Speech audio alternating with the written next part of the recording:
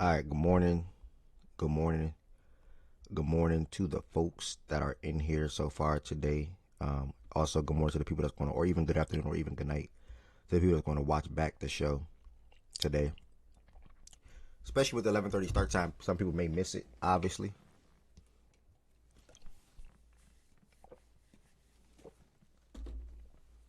Two Turn was good. BK was good. Hope everybody in here had a great Monday yesterday. Hope everybody in here is having a great start to the Tuesday today. And more importantly, hope everybody in here had a great weekend. Obviously, we got some sports to talk about. Damn. Let me see my laptop back there. Sorry, y'all. All right. Obviously, we got some sports to talk about. Pretty straightforward. Every show pretty much is straightforward, y'all, to be honest.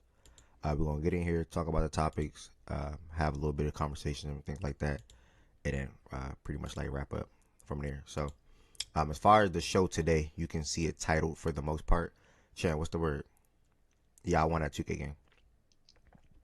You can see the title of the show on the YouTube and Twitch. So we'll talk about college basketball weekend recap.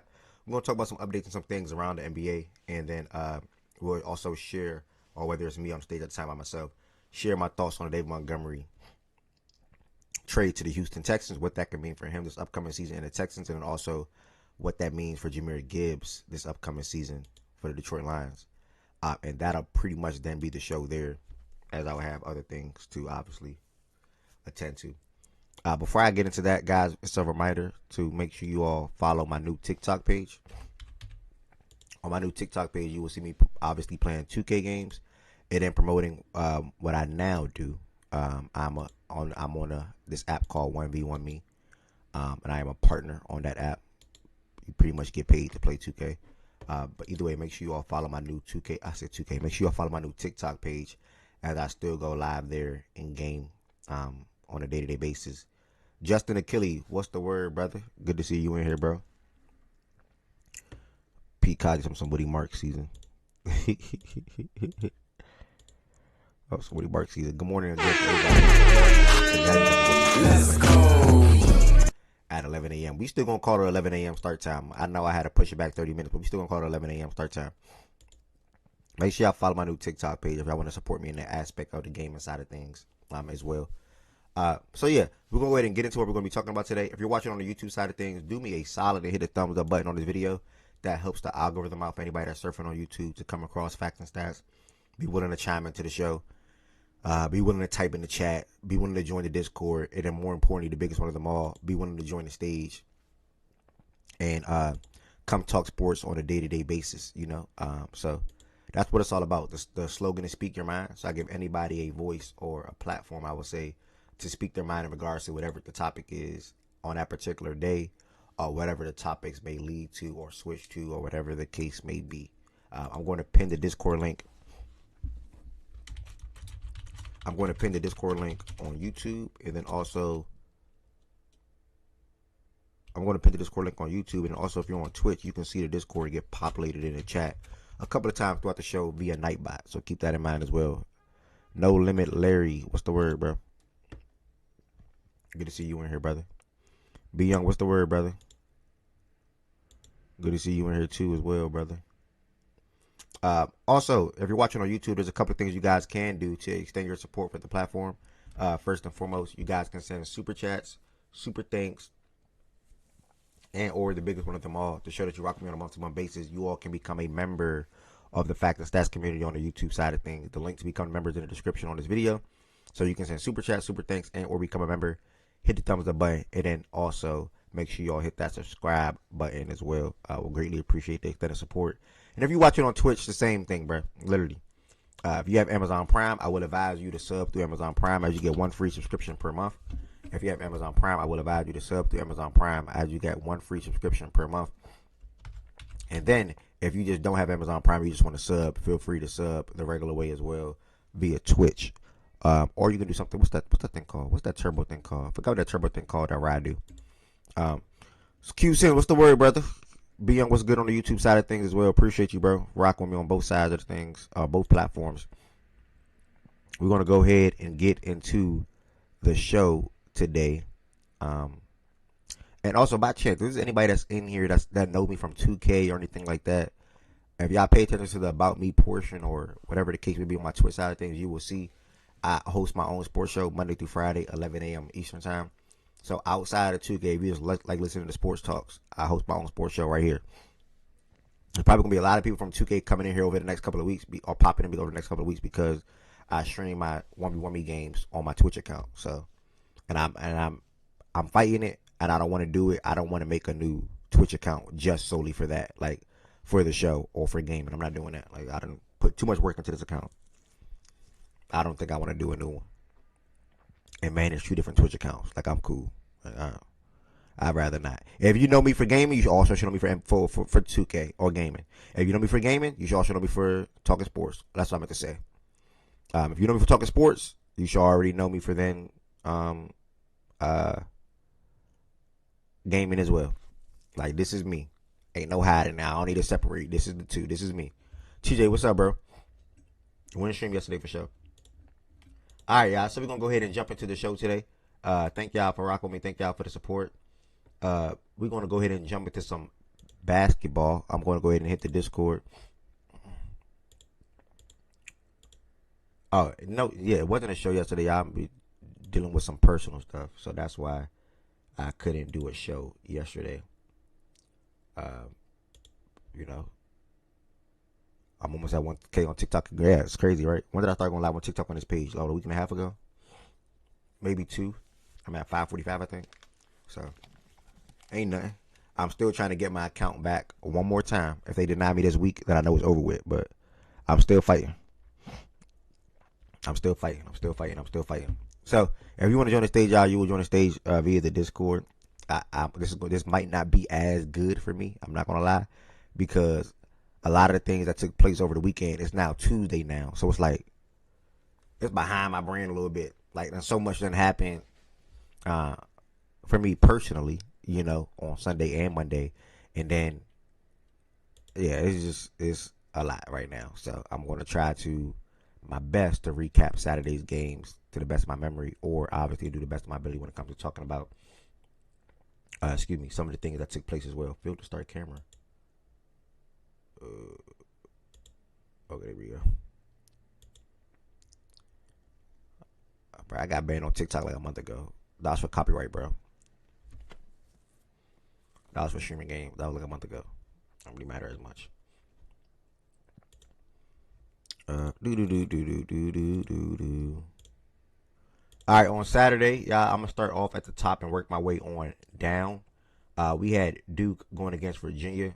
They also played yesterday, so I'm gonna speed this one up and make it pretty quick. Duke just simply one of the best teams in the country. Not really much to say about that. The defense is there, and the offense is headlined by mainly two players, but for the most part, Cameron Boozer and then Isaiah Evans. But the guys around them contribute in small ways.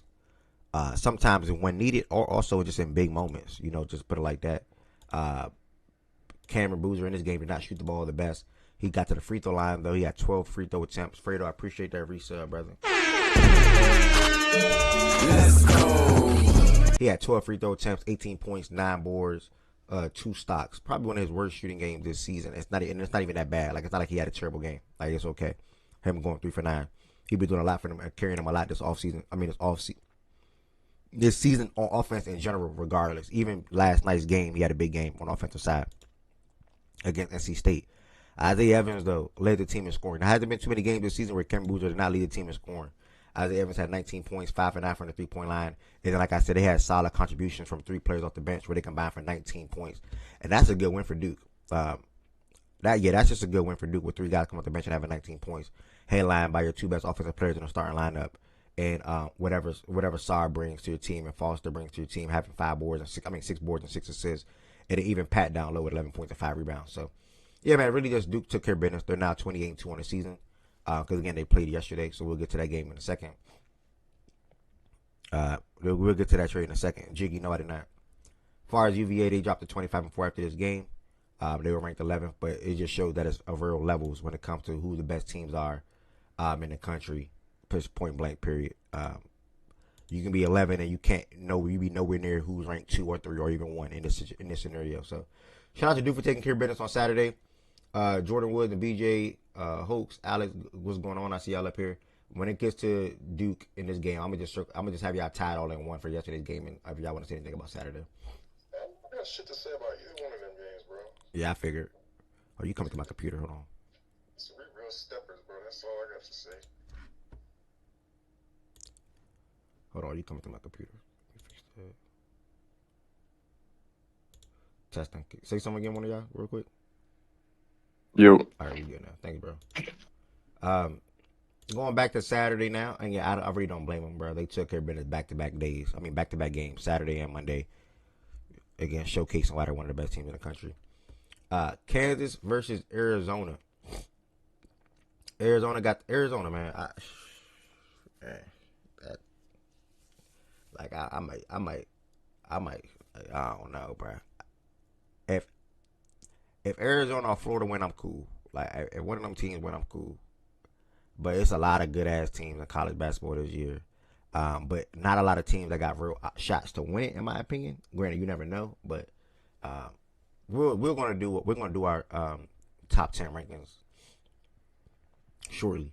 But Arizona, first and foremost, Darren Peterson, as I was watching this game, especially in the first half, he wasn't shooting the ball well. As you can see overall in the game, he finished 8 for 21. The best thing about anything in regards to him, though, is the minutes distribution.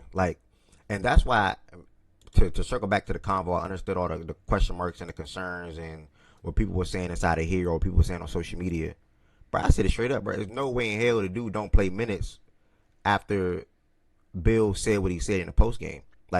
I think if the dude's not playing, it's because he genuinely just is something really going on. And ever since then, literally, it's only been one game this month, or over the last month, I would say, where he played less than 30 minutes, 1 or 2 games.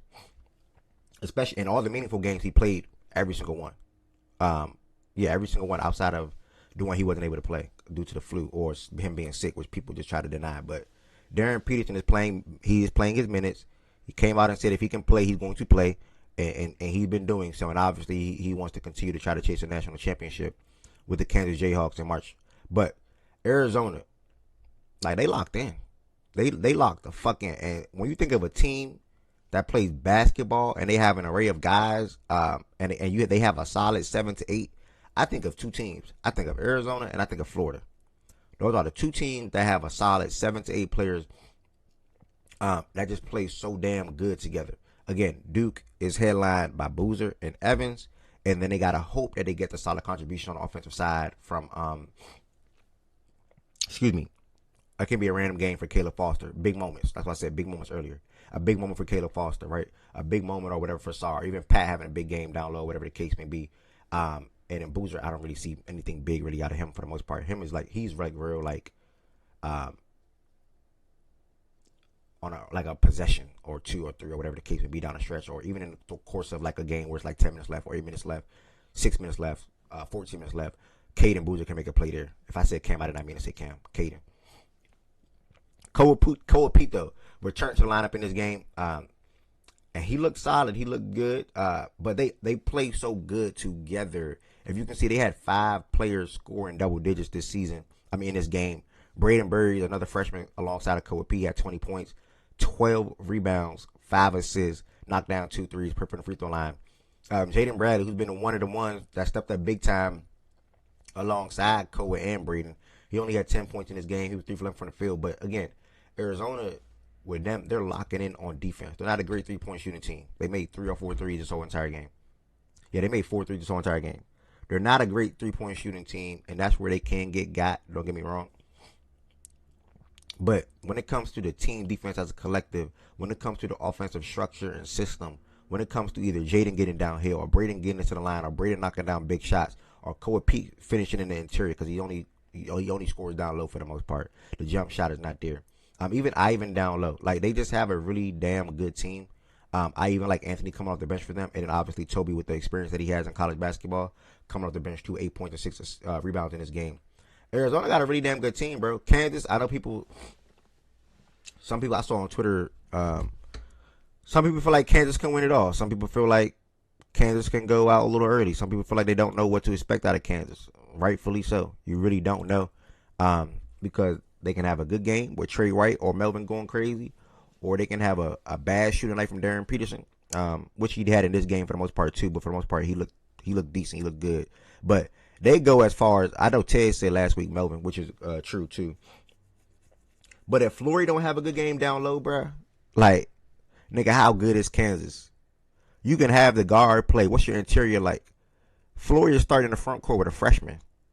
Shout out to Bryson Tiller. He's having a good season so far. I think he's probably having like 9 or 10 on the season. But if Flory is not anchoring the defense, if he's not rebounding the ball, if he's not finishing on live passes, not saying he will do that in this game, but that's a lot of the ways where he has a really damn good game on top of what he brings on the defensive side. Finishing lobs, finishing over guys down low, using his athleticism, putting things back, putting shots back and things like that. Them two combining for 4 points in this game was terrible. Their bigs was 2 for 11 in this game. That was just terrible. They got out of hand early, don't get me wrong, but yeah, that's not a good start to the game. Especially Bryson picking up foul trouble in the first half. So, yeah, man, Arizona came out and made a statement, bro. Like, let's go back to what I just said 5 minutes ago. One team can be ranked 2, one team can be ranked 12, 14, or 11, or 10. That don't mean you on the same tier as them, and that don't mean you near them. And I'm not saying Kansas isn't on the same tier as them. I don't think they are anyway. But Kansas got a solid 5, 6 guys. But any given day, any given night, any given game, they can get got. And unfortunately, they ran into Arizona, who's playing like real hungry basketball right now, who's playing really good basketball as a team. And I would love to see a Duke and Arizona matchup, or even a Duke and Florida matchup again. Like, that'd be really damn good again. But yeah, man, shout out to Arizona for this win. I'm gonna pause here real quick. I don't know if anybody on the stage got anything to say about Arizona or Kansas. If not, I'll work my way down. Not too much for the game, but Arizona, I they starting to separate themselves from the pack. I think it's actually 4 teams, to be honest, that's starting to separate from the rest of the country going into this March, and that's uh, Arizona, Duke, Michigan, and Florida. I think those 4 teams are starting to really separate themselves and looking like they all look like they could all match up to me in the Final Four. Like, they could be a Final Four set to me. And I don't, as of right now, like you said, there's a lot of good teams. And don't get me wrong, we all know how March Madness goes. So one of them teams can get got. You know what I mean? Just off of one game sample. You know, like, it's anything can happen in one game, bro. One bad shooter night, you going home. You know what I mean? We see it every year. So, not saying that neither one can't lose, because I do think that it is possible. But I think those 4 teams, like, it's gonna be real hard to beat those 4 teams to me in the tournament. And I think I think those 4 teams are on a tier of their own right now. Um, yeah, and like you said, with Arizona, it's like I stated when they played Houston, what that was like a week and a half ago. You have to beat Arizona. Arizona not gonna beat themselves, and that's a team. That type of philosophy is a team that, you know what I mean. It, regardless, they don't shoot a lot of threes, but they get anything they want on the offensive end, and they don't turn the ball over as a team, and they play defense as a collective group, to where they get out on transition and turn their defense into offense, and that's how they get to stretching the league out in certain games. And you know what I mean, at that point, you really can't come back for them, because they're, even if they go up 10, you got to rely on them, you know what I mean, turn the ball over, or trying to flip momentum of the game. And that's just something that they don't do, and they haven't done throughout the whole year. And that's why the record speaks for itself for them. So, yeah, I think those 4 teams right now are kind of in the tier of their own, and they starting to separate themselves at the right time of the season. So that's really all I got to say about Arizona. Yep, 100% And agree. you also seen it last night, but we'll get to that. But you also seen it last night too. So Yep, yep, 100% agree. With them 4 teams as well. Uh, Chan, if T Tech did not lose Toppin, I would add them in there. They had a big win on Saturday against a team that also lost again on Monday last night. So, yeah, man, Texas Tech, that's such a terrible injury for them, man. I hate stuff like that. What I hate, I don't say hate. yeah, they got the best resume in the country. Yeah, and that's actually next. Yeah, speaking of that, man, I saw the highlights for this one, and Atwell, Chris, just them like overall in the moments, especially Atwell, bruh. He can shoot his ass off. Every shot he made was a 3-point shot on Saturday. They got the win 82-73. Jumped on them early, 45-29. End of the first half. They did this on the road. I, for the most part, put the ones that know or heard me talk, whatever. I don't respect Iowa State. Them being ranked 4 going into that game or even last week was just like crazy to me. They're a solid basketball team, but they have no shot to even make the Final Four to me. Damn, they're probably. No, I'm not gonna go that far to make the Final Four to me and or even win the national championship. Point blank. Period. Texas Tech to going on the road shows how they're well coached. How they still believe in one another. Like this is like this is like freaking. How can I put this? This is like I don't even want to compare it to NBA. But just think of whoever like is your Man, it's best. like it's like Boston, no Tatum, bro. Yeah, I was about to say that. That's the first. I was about to say that one right there. But then they having a guy like Jalen Brown have an All NBA type season, where Texas Tech wouldn't have a guy like that having that type of season. Like they would do it by committee and collective, but Boston also doing it by committee and collective as well. With the way Peyton Pritchard is playing, Vooch, Kada, uh, Hauser in some of his moments in his games, Derek White. So yeah, it's like that, but to a sort of kind of lesser extent. But yeah, this is their superstar player got hurt.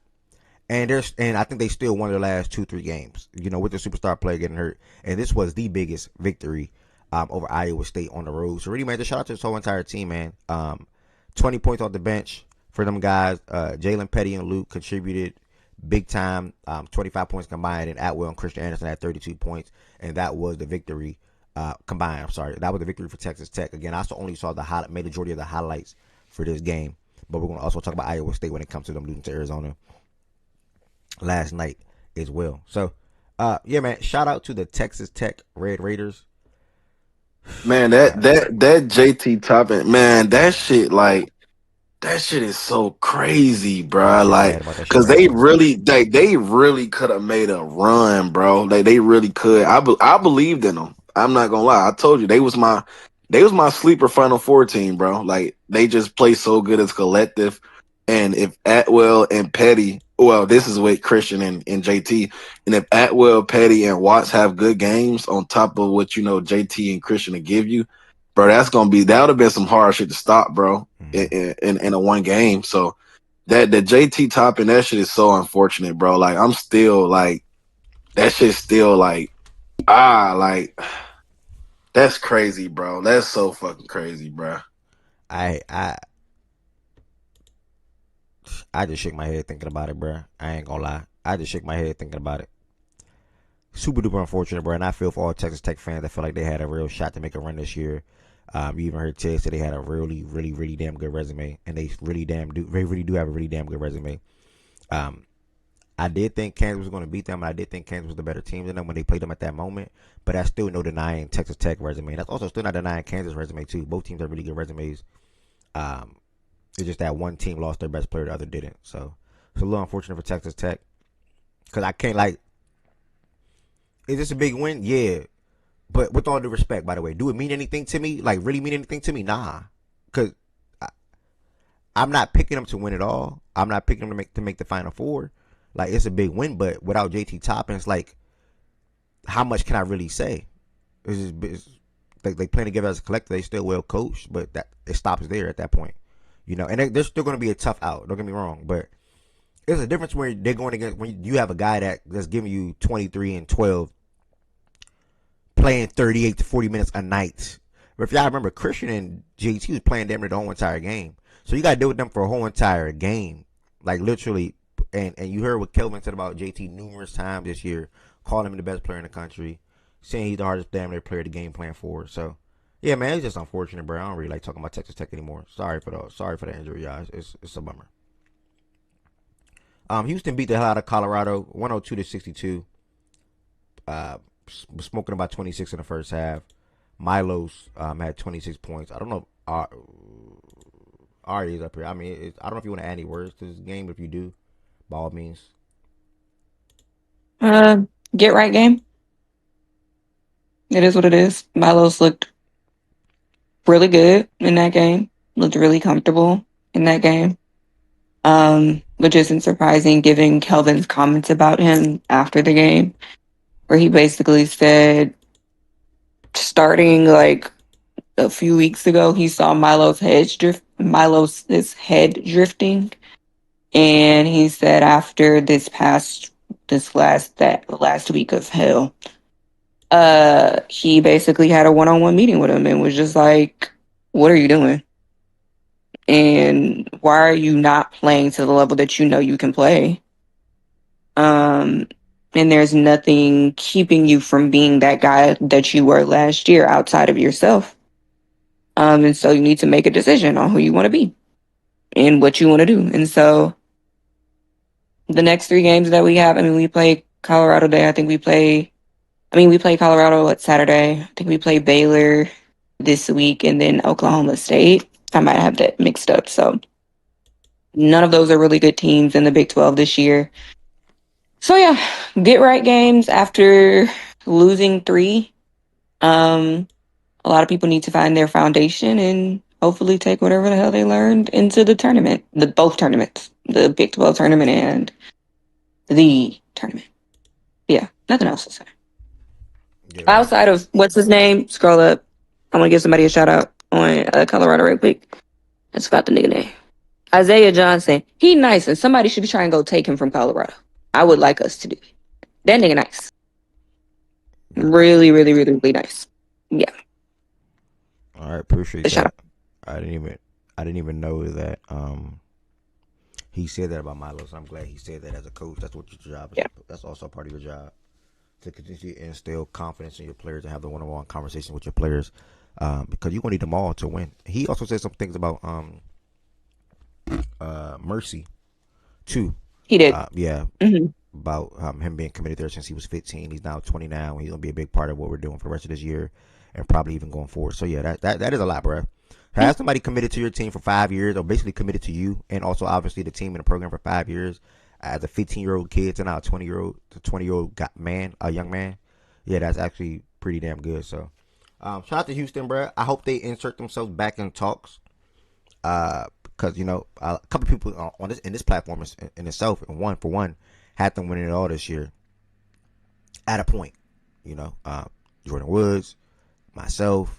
I don't remember Tez. Probably Tez. I don't think I ever heard Tez just go out and say it though. You didn't just say it though, right? I don't think so. I said, I penciled Final Four. Okay, it was Final Four. Yeah, so yeah, they should be in them talks, bro. The thing is, they just saw some of them teams that's in them talks, and they ended up losing. So, or even teams that's not even in them talks, like teams that's on the outside as well, they ended up It's losing. just we saw three really good teams. Yeah, Well, I'm sorry, I can't. Kansas is solid. Iowa State is solid. I think Arizona is y'all. I heard y'all talk about them. They're really good. We saw three teams back to back to back with no reprieve. We didn't have a Cincinnati. We didn't have a TCU. We didn't have a Colorado. We didn't have a Baylor. We got no break. So it was kind of like when I think about it now, with like a more clear level head, it was a snowball effect, which is why I go back to the Iowa State game, and I truly do think that Iowa State game changed a lot for them. It was a snowball effect. You play three top 15 teams in 8 days, and you're on the road for two of them. Not easy. So yeah. yeah, I still have my thoughts on where I think they end up, but I think they can. I think they can get some of their spark back that people saw in them. Oh, wait, is them thoughts the what, Sweet 16 still? Uh, Truthfully, it's gonna depend on like just how the bracket plays out. But right now, where I see us at in the current bracket, kind of where people are putting us, I could see Elite Eight. Okay. Yeah, yeah, but one of those two for sure. The I will have a solid idea of like why I for sure think is going to happen after the Big 12 tournament. Because it's also really hard for me. Yeah, these are good get right games, but like I can't judge you based off of like the bottom 5 teams in the conference. Like you're not gonna be playing them niggas, you know? Yeah. And so I need to see after the tournament, crossing our fingers that we are able to hold on to this double bye after we play some good teams again. How do you bounce back? Because like realistically, how things are supposed to play out, we will see at least either Tech, Kansas, Iowa State, or Arizona again in the tournament, in our tournament, in the Big 12 tournament. And it's kind of like, how do you respond versus those teams? And the only one that I will give us a break for losing to is Arizona because I think they're that damn good. But if we lose to any of those other teams again, I'll know exactly where we're at. Yeah. First. Yeah. Right. Appreciate that. Speaking on Houston, giving us an update or some insights on what's going on around Kelvin, Milos, and just using this game as a get back game or a get right game. Wait, Saturday is the Phylon Day. Oh my God, bro. That was that Sat? Yeah, that was Sat. Oh my goodness, bro. You talking Tennessee, Alabama? Yeah, that's the Violent Day. It's crazy. The nigga nice. But that nigga, bro, he's so good, That bro. nigga is dog. Oh my god. Watching that game, like, bro, what the freak, bro? I couldn't even believe it. It's Tuesday now, and I'm circling back to Saturday, so like my mind like slipped on top of what I'm dealing with in like real life, like that, my mind slipped me a little bit. But UConn was struggling in this game, you know, and I had this game on the full screen. Mm-hmm. I kept telling myself, bro, ain't no way in hell they lose to Creighton and Seton Hall in the span of like a week and a half or two. And UConn made a late push to come back and take the victory due to Alex, and then it's them locking in on defensive side and being able to pull out this victory. They were down like 6 or 7 points. I might say this the time wrong, but like 5 to 6 minutes to go, somewhere in that ballpark, maybe even 4. And I'm like, yeah, I don't know. They might drop this game too, and that would have been a horrible loss for UConn. But either way, they escaped. Alex Caravan, he's damn near like a senior now, been there forever. I feel like he had 23 points, 5 for 6 from 3, 4 stocks, and he is the biggest reason why they won this game. Silas did not have a good scoring game, but the playmaking was there. But they don't want that out of him. Like they didn't bring him over there from Georgia and say, hey, give me 1 point on 2 shots with 9 assists. Like, nah, that's not as ideal for them. They're luckily and blessed and thankful that they was able to pull away with this win at home. Solo Ball didn't shoot the ball the best either. He did get to the free throw line a lot, though. He had 10 free throw attempts, knocked out 8 of his free throws. And then Braylon Mullins, their freshman in the starting lineup, also expected to be a lottery pick in the draft. He had 11 points as well. I didn't really get to see a lot of him yet, Brad. When I do see UConn, I don't see him doing much. Like in this game, for example, I didn't really see much out of him. So he's another guy that I got to watch more of and see what's up with him, because I know how good Braden Burries is. Like them two are going to be in the same range when it comes to them getting drafted. Like that's like 11 to 15, 12 through 15. They're going to be in that ballpark for the most part when it comes to the NBA draft. So I got to see more out of Mullins. I know how good Burries is, but I haven't seen this Mullen guy yet a lot. I know he can shoot the ball. Well, I heard he can shoot the ball really damn well. So that's pretty much it. But UConn, they escaped. They got the win. I was able to see some of this game with the full screen up, and especially down the stretch. And they were able to, like I said, they locked in on defense, and Alex made some big shots down the stretch. And they still have, like Ted said last week, Ted's called him the best coach. They still have one of the best coaches, bro, for me, point blank, period. If not the best. When it comes to dialing up shit, calling plays at the right time, ATOs, and just always instilling confidence and the will and determination, and also fighting grit. And so whatever team that he has, obviously the one that he had over the last, or 2 years ago, 3 years ago, was the best team that he had. But he's even doing a great job with this unit that he has right here. So, yeah, man, shout out to UConn. Someone said he do too much for me. It's Process. Process believes in his team a lot. He do too much. I ain't gonna lie. He do a lot. That's his character though. Like, but he do a lot, 100%. Like that's why he's a really great coach, but he's not why I will. That's like all of that is why I don't like when I feel like coaches get ahead of themselves or like let themselves get in front of their team or get in the way of their team. And I think there's been times where he's done that, and I don't like that. So like that's what keeps me from calling him one of the best. I'm obviously gonna call my guy the best, but if I'm not choosing Kelvin, I'm choosing Shire right now, like currently. Yeah, Shire's a really damn good coach too. I like John. I ain't gonna Yeah, lie. I really like him, Yeah, he grew on me for sure. Growing on me for sure. and I always love Bill Self, but yeah, Shire Yeah, for sure. yeah. I mainly cared about SEC coaches because those are the ones that I see the most. Um, Yeah. but yeah. Shout out to UConn for getting that win on Saturday over Seton Hall. Next, Florida. This was not a game, bro. With all due respect, um, this it's just real levels. That's the simplest way that I can put it. It's just real levels, Mm. bruh. And they beat that, bruh. They won. They played amazing defense on A Cup in the first half. A Cup was struggling his ass off. He could not get comfortable. He finished the game 6 for 19. I think he was probably 3 for 12 at halftime. Just top of my head. He was like 3 for 12 at halftime, bruh. And that's when I turned the game off. I watched the whole entire first half. Like, let me see what's up. But they separated themselves so damn fast. And again, and they're another team that falls in my ballpark of being 7 to 8 deep. That you got a strong. Oh, this is the other team that I did say, Arizona and Florida. You have a strong 8 guys that you can bank on. And both of those games over the weekend, their 7-8 did that. Their whole entire starting lineup for both teams, double digit points, led by Thomas, who is a junior now, I believe.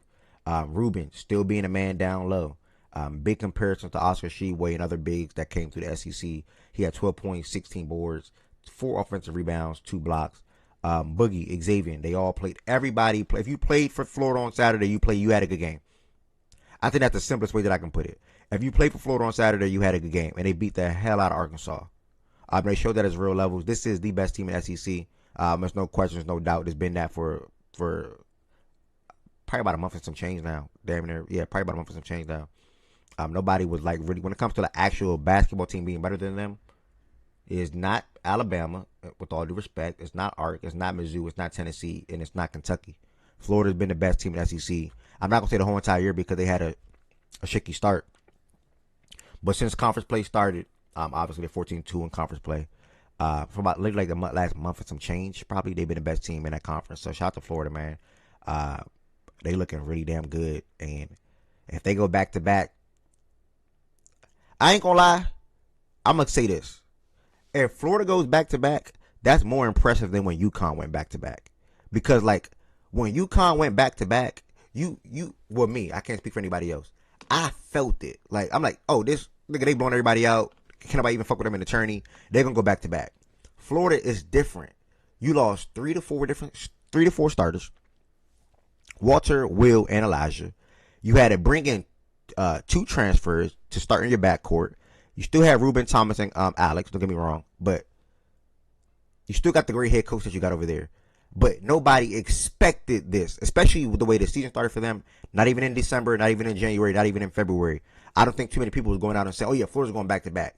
You felt the sense and the grasp around that UConn team because they were just that damn good with Klingon and Castle. Both of those years. Not both. I'm sorry. Castle 1 year, Klingon the other, and then the Spencer, bro. They had such a good team. Both of those years. So for me, I think it'd be more And impressive Newton if Florida goes and back Newton to too. back. And Newton too, yeah, Trisha Newton. I'm sorry. If Florida and even Alex was there too. If Florida goes back to back than what UConn did, and I'm not taking nothing away from that UConn team. That's still one of the best teams I ever saw in my whole entire life.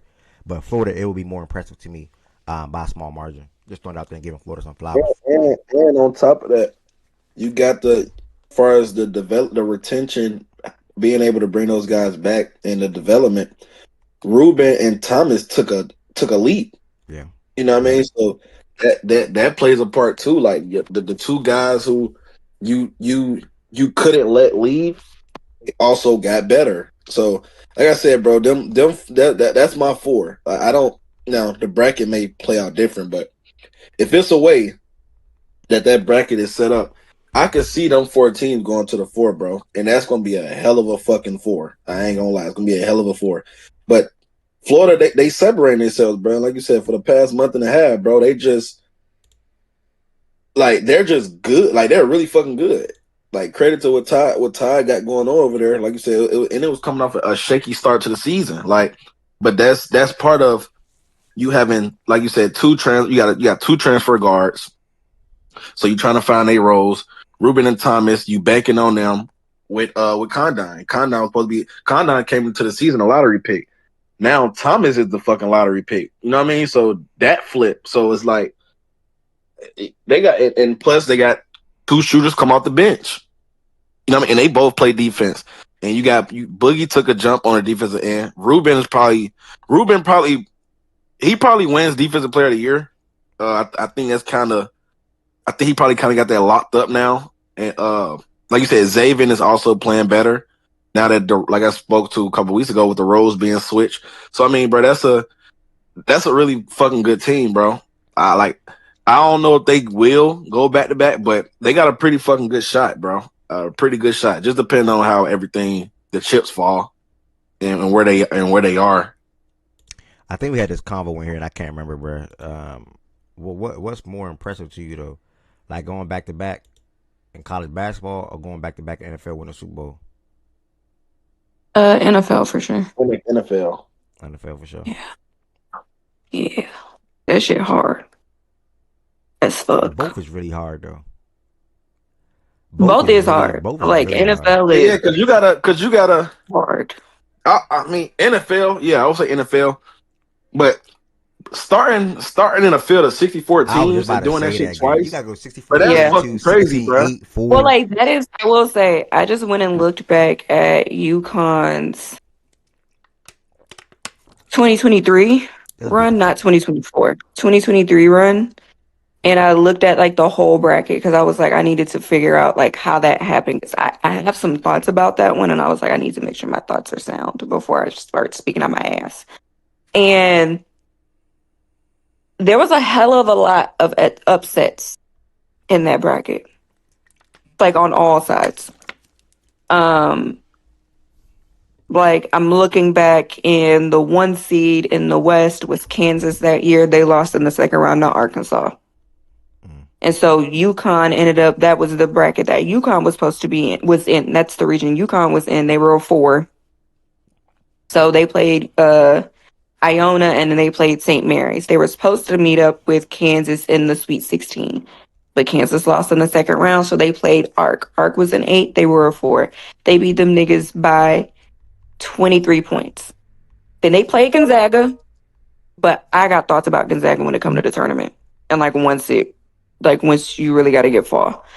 And they beat the shit out of Gonzaga. But then if you look at everything else around them, they played Miami, who was a 5 seed, I think in the they played Miami, who was a 5 seed in the, what's the semifinals? The Final Four, what the hell am I talking about? They played Miami, beat the shit out of Miami, and then like they had to play the winner of FAU and San Diego State. And like no shade to either of those programs. They did what was necessary. But you played FAU, you were either going to play FAU or San Diego State. I don't care if you're a 4 or not. You're a Bobby Hurley coach team. You're going to beat them. So like they did it. Don't get me wrong. They did it. They won. You had to win, especially in a tournament where there was a lot of upsets. You had to win though. And you won. But you didn't really play any comp. Like you played Iona St. Mary's, Gonzaga.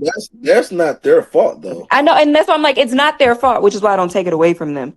But when I'm thinking about, I kind of went back to Ev's question. I'm like, of Ev saying I would respect it more if Florida went back to back than UConn. And for me, I agree with that primarily because they won. Yes, that's not their fault. That's no shade to them.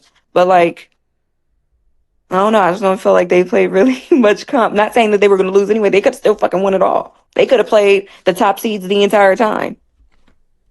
I don't know. That it just kind of like skews my view a little bit of it. Though it's like to win a championship, you play a part of that. You don't just luck into winning a championship in any sport. Yeah, that's just you don't do that. Yeah. So I think appreciate that I think follow. to come back though, because you gotta understand, and this is now that Ev's asked that question, I'm probably I don't know if I could pick one. I think I'm kind of 50-50 because you gotta understand in college these are 18 to 22-year-olds, right? Yeah, Chan just typed that. Wait, did you did you know Chan typed that? I don't No, I think didn't. Bro, Chan just typed that. I literally said to him, "This is why it may be harder for me," because he said then have 18 to 20-year-olds commit to a repeat too. But go ahead though, go ahead. Oh no. Okay, so yeah, he kind of going where I'm about to go. No, that's crazy. I did not see him say that. I swear. That's But crazy. uh, you gotta understand though. This starts from the summer, bro. Like you. This takes a different type of mentality. Like you have to really. This is all mentality, Nah, but preparation, to stop determination. you real quick, it's the summer for both sports though. Like the Yeah, yeah, but NFL start early, and if college, you know what I'm saying? It's the same for both, damn near. yeah, NFL damn near spring. I feel like.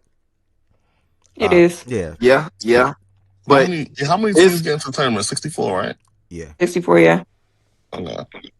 Go ahead though, yeah, Tim. but I mean, yeah, that's true. But I don't know, bro. I think being that young does it. I think because NFL these niggas are mid 20s, you know what I mean, later 20s, early 30s, you know what I mean. So this is years and years and years of playing. Like True.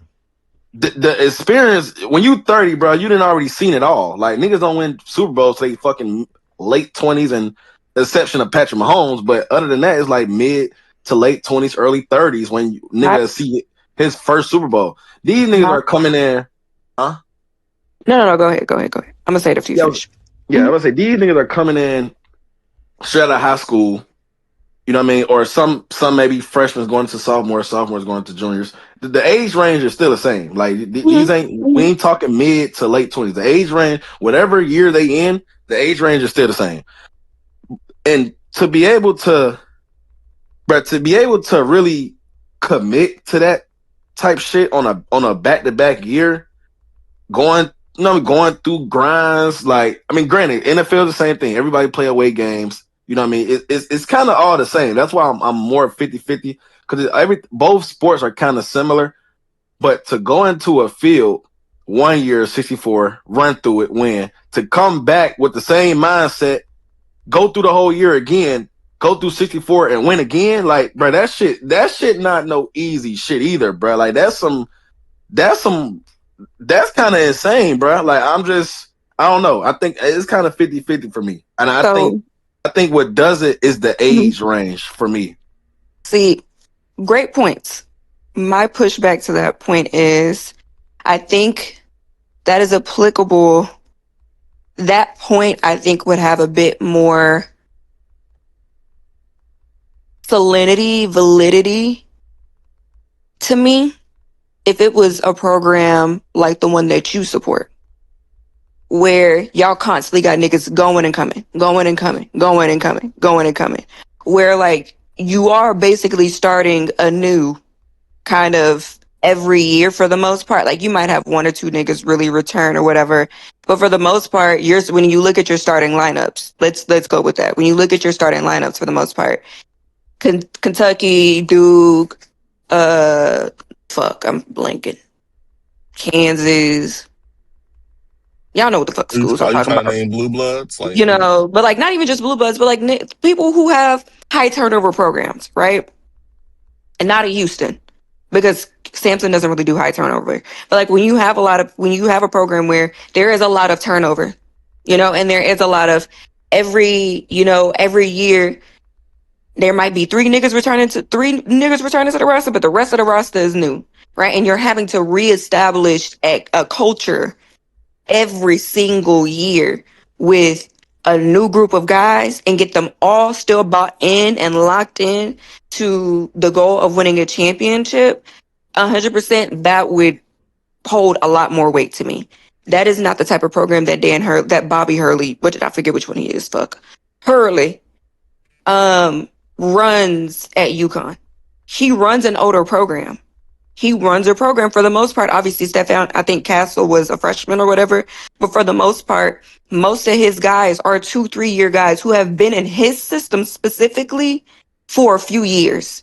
So it's it's a bit, that in itself is a bit more like the NBA or like a professional league where you stick with a program. Like you rarely see niggas transferring out of UConn.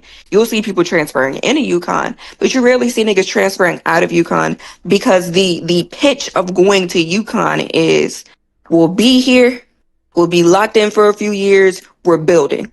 We're building, we're building, we're building. Consistency, stability, consistency, stability.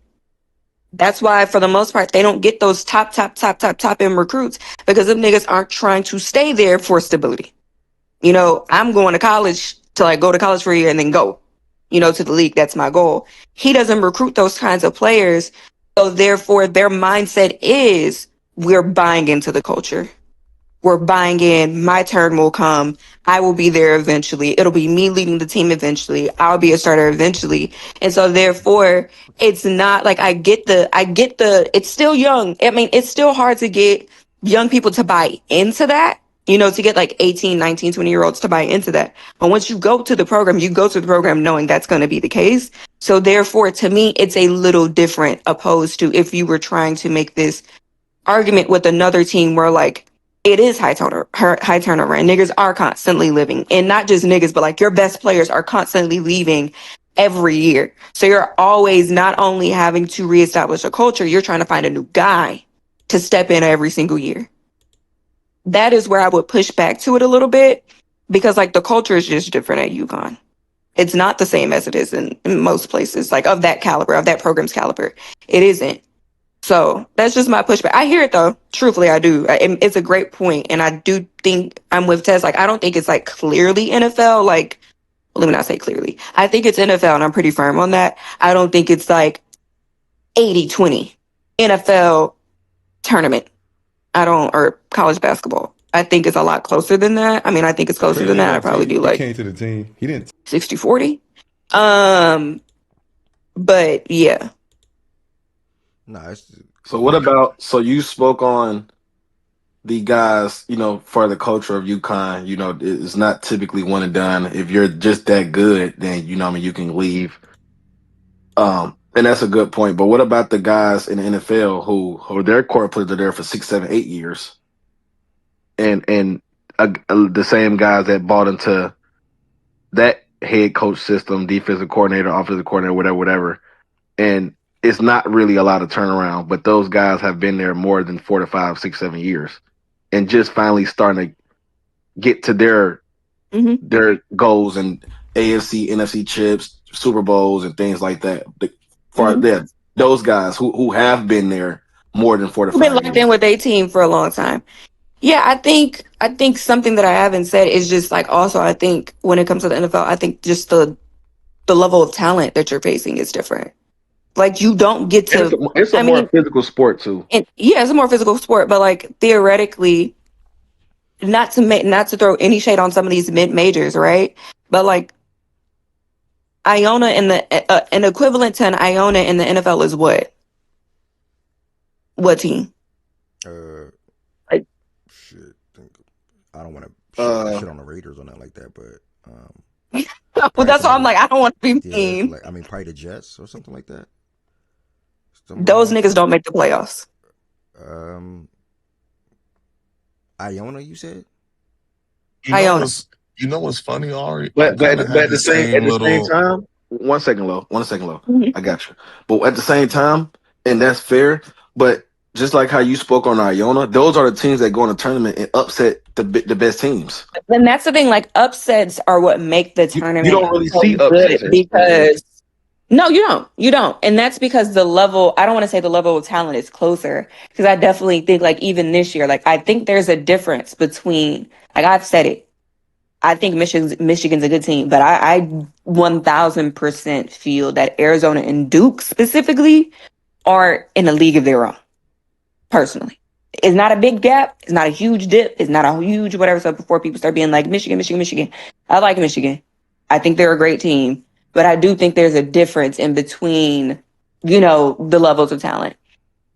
I also, and so like, but I don't think that's necessarily. I think once you get out of that top level, using Houston as an example, like I think talent wise, we could be in those conversations. And we probably should be in those conversations. We can also lose to, I'm trying to think of a team in our division, in our conference that we don't lose to, but we could lose to a TCU. Why? Because though there's a talent discrepancy, it's nowhere near as big as it is, in my opinion, in the NFL, where at the end of the day, like there's just a team in the NFL sometimes that's better. And like upsets can happen in the NFL. We've seen them happen. We've seen higher seeds lose to a lower seeded team in the first place. But like the starting place, unless you're facing a team, quite frankly, in the NFC South, no shade to my own division, but like we're not good right now. Unless you're facing a team like that, the starting level, the base level of talent that you're facing in the NFL playoffs is a lot higher than what you're facing the first two rounds, especially if you're a higher seeded team in the Natty. So I don't ever want to say that the first two rounds in the Natty are gimmies, because they're not at all. That's where the upsets happen. But it is. I just think the road and the I amount of mean, talent is a little bit harder in the basketball NFL. is more basketball is more prone to upsets anyway, because one player can sway Yeah, more of the game than in basketball. Yeah. yeah. So what you trying to say? Like you choosing college basketball? No, no, no. I'm choosing NFL. And it's definitely close. I liked a lot of things Ari said. I liked a lot of things that Ted said too. I'm leaning with Ari, but it's so I was also thinking like right. So with the college tournament, you do it's 64 teams as opposed to the NFL, right? So it's that's like the talent pool in the tournament, like the in terms of teams that are good and teams that are not that good, and teams that are actually like great, is a wider range than what you have in the NFL. Like to not to not pick on them again, right? Mhm. The NFC South, yeah, they might not be that good, right? So whoever comes out of there may can call it a easy game, right?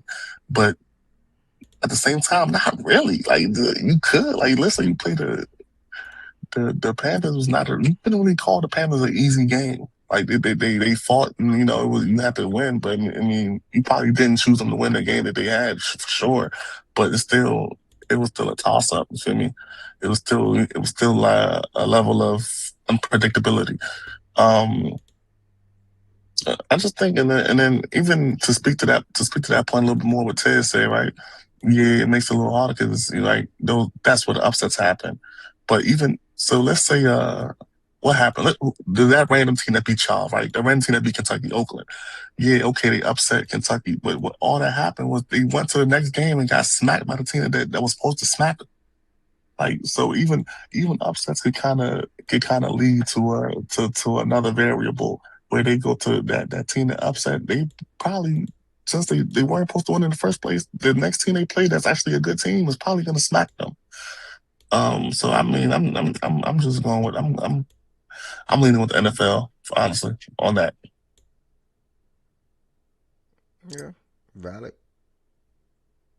Yeah, it's valid. I mean, I respect it. It's definitely valid. Uh, okay. Good conversation. Uh, a Chan said in the chat, uh,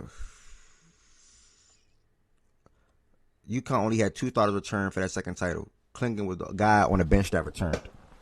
I think that's responding to what Ari said. Tristan and Alex was the Mhm. two starters that returned. Baseball, in my opinion, the hardest to repeat. And by the way, so a lot of good points being made. Okay. Oh Been the yeah. first year the Lakers won him. Yeah, they All did, that Bray. shit up from the Dodgers. Either way, shout out to Florida to jump back. They took care of business on Saturday, showed that as real levels, and they definitely separated themselves from the pack. Gonzaga lost to St. Mary's on the road. These two teams been pretty much holding down that conference, bro. They've been holding it down. They've been the best two teams in that conference for some time, for the most part. So I'll just leave it at that. Shout out to St. Mary's again when they were unranked going into that game, and they beat the ninth ranked Gonzaga team. I did not watch it, so I'm not going to add any words to it. Nebraska also took care of business against USC. Chad Baker Mazar led them in scoring 14 points. Also played his last game for USC. He got kicked off the team literally yesterday. I want to say it was yesterday. It was he got kicked off the team. I mean, this is not the first time he got kicked off of a team. He been a high head. He been doing wild shit. That's just who he is, to be honest. And he a grown ass man at that. Like you a Wait, grown. is it a lie that he falsified his birth certificate? Nah. That's cap. I Yeah, read that. that's That cap. was a Oh, that Yeah, was that's a cap. troll account. That was a troll account. Yeah, that's cap. to say damn. That's cap. But yeah, he man, you can't like you a hot head at 22, 21, whatever. Sometimes you just don't change though. Let me put it like that. Sometimes who you are is who you are, no matter the age. If you've been one way for so long, and I don't know the kid, I don't care. I don't know the dude, so I don't want to talk like I know the dude. I only can talk off what I've known him to be or his character at the different schools that he's been at. You know, even in Auburn, he didn't get kicked off the team, but you see him getting suspended and kicked out of games and wild stuff wild stuff that he was doing on the court. USC, he walked off to the bench, came back out, sat in like he didn't even sit on the bench when he came back out. He sat in like the crowd a little bit or something like that, like lower level, and ended up ultimately getting kicked off the team. So Chad Baker-Mazar, bro, he's like 26 years old, bro. He's been a journeyman in college basketball, man. I mean, 3 different schools. Got kicked off. I want to say it was San Diego State. I think it was. If it wasn't, I think it was San Diego State. If it wasn't, it was how you say that team name? Dirk. Somebody from Largo committed to that school. Is it Duquesne or something like that? How you say that school name? Duquesne. Okay, thank you. Duquesne. Yeah, Derek Duquesne. Coates committed there. Yeah, Dirk. He was a dog, bro. He was on both schools, by the way. If you had them both right, San Diego State and Duquesne. Oh yeah. I know, but I can't remember which one he got kicked off of. I can't remember which one it was. I think it was Duquesne. No, he entered himself into the transfer portal there. So San Diego He then. actually hasn't gotten kicked off anyway. Really? I saw He's a just tweet yesterday. He got kicked off. Unless it was mhm. Cap. I don't know. But It either was way, Cap. He entered into the transfer portal each time. okay, bet. Appreciate it. Elijah Arenas, he had 14 points, 4 assists. He's the main talking point around USC. Is he going to come out in the draft? At this point, he'll probably be a late first round pick. Um, a late first round pick. Is he going to return back to the school? I don't think it's the return back to school thing. I think it's going to go out to the draft and somebody bank on him and take him for upside and talent. 6'6" freshman guard that can score in a variety of ways. You sort of kind of try to take that, put him in your organization, and develop him. You know, and I think his father is also going to push for that a little bit too. So we'll see what happens, bro. I'll be shocked if he returns. If he does return, I understand full season. With being a man, full season, being there from start. You know, he dealt with the car accident, dealt with the injury, so he's got to pick himself back up a little late. He had some good games. He's also going to hit that little wall where you're going to have some bad games. So either way, shout out to Elijah Arenas. St. John steamed or rolled past Villanova, 89-57. Ian Jackson, the transfer from UNC, led them in scoring 19 points, and they got the win. I'll just leave it there. This was a really damn good game. Tennessee and Alabama. Bruh, they said as I was watching the game, I hope I say this correctly. They said Alabama had like 11 or 12 comeback victories or something like that. Out of all the teams that's in the SEC, something like that, or maybe even the whole entire country. And they went down a lot in this game. End of the first half, it was 12 points. And I think Tennessee got the lead by as much as 13 points in this game. But Phylon didn't start, and he said that he didn't start because it's so hard to know what to believe and what not to believe on Twitter. But he said he went to the coaching staff and wanted to come off the bench for this game because he said there's players like Peyton Pritchard that come off the bench in the NBA right now and contribute. So he wanted to see, like, it was something like he wanted to see what he can do in that aspect or something like that or whatever the case may be. And Alabama fans were like, well, yeah, never do that again. Like, nigga, we had a slow start to this game. And they didn't take their first lead until late in the second half. And a lot of that was to Phylon. Phylon had a big second half. Overall in the game, he had 23 points, 2 assists, and it takes like a real eye for talent to see somebody that's not even the best player on the team, but know if he were to come out, he would still be that guy. He'll be one of them guys. And that's how I talked about Phylon last year. If anybody remember how I was talking about Phylon last year, how I wanted the Heat to be in a certain scenario to be able to get Fears him or something like that. And he did a surprise move, something like Elijah can do. Well, not the same for Elijah, but he came back to school. He wasn't the best player on that team last year for Alabama. Y'all was Mark Sears, a guard who's in probably Milwaukee still now. Yeah, it was Mark Sears, and Mark averaged like 19, 20 points. By Fallon was averaging like 9 points, something like that last year. Yeah, this is like a real thing. Let me show the top of my head. Let me actually show the numbers. He averaged 10 instead of 9. I'm sorry. He had averaged 10 points last year and now averaging 21. He came back and he looks even better. Improvement in every single statistical category. Field goal percentage, 3-point percentage, free throw percentage, assists, points, obviously the biggest jump. Still averages 3 rebounds per game. But he is really just that damn good. 6'4" guard, plays every bit of 6'4", can play through contact, can get to his shot, can shoot the ball well from mid-range, decent to good 3-point shooter, good at playmaking if need be. If he needs to have the playmaking game, he can feed off the defense. He typically a guy that like to go get his, especially in certain moments. He rises to the occasion. So LeBaron Fallon Jr., bro, if anybody not know about him, you got to make sure you tap into LeBaron Fallon. He will be a lottery pick in this upcoming draft. Shouldn't be anything outside of the top 10. And he showed that in this game late down the stretch, especially with the game-winning bucket. They ran that exact play because they knew Tennessee was switching everything. As soon as he got the big on him, he obviously started to shake his head and boop, boop, get to the paint, little step back inside the paint after the defender stopped him. And that's like what he said. We're worried about the play. He knocked down a shot easily. So, yeah, man, Alabama to come back and get this victory on the road, bro. These wins be impressive to me because they be on the road. Like Texas Tech slapping Iowa State, that was on the road. Alabama coming all the way back and beating Tennessee, that's on the road. Now, don't get me wrong. Nate Ament went out early in this game. I want to make that very clear. It looked like it was a lower leg injury.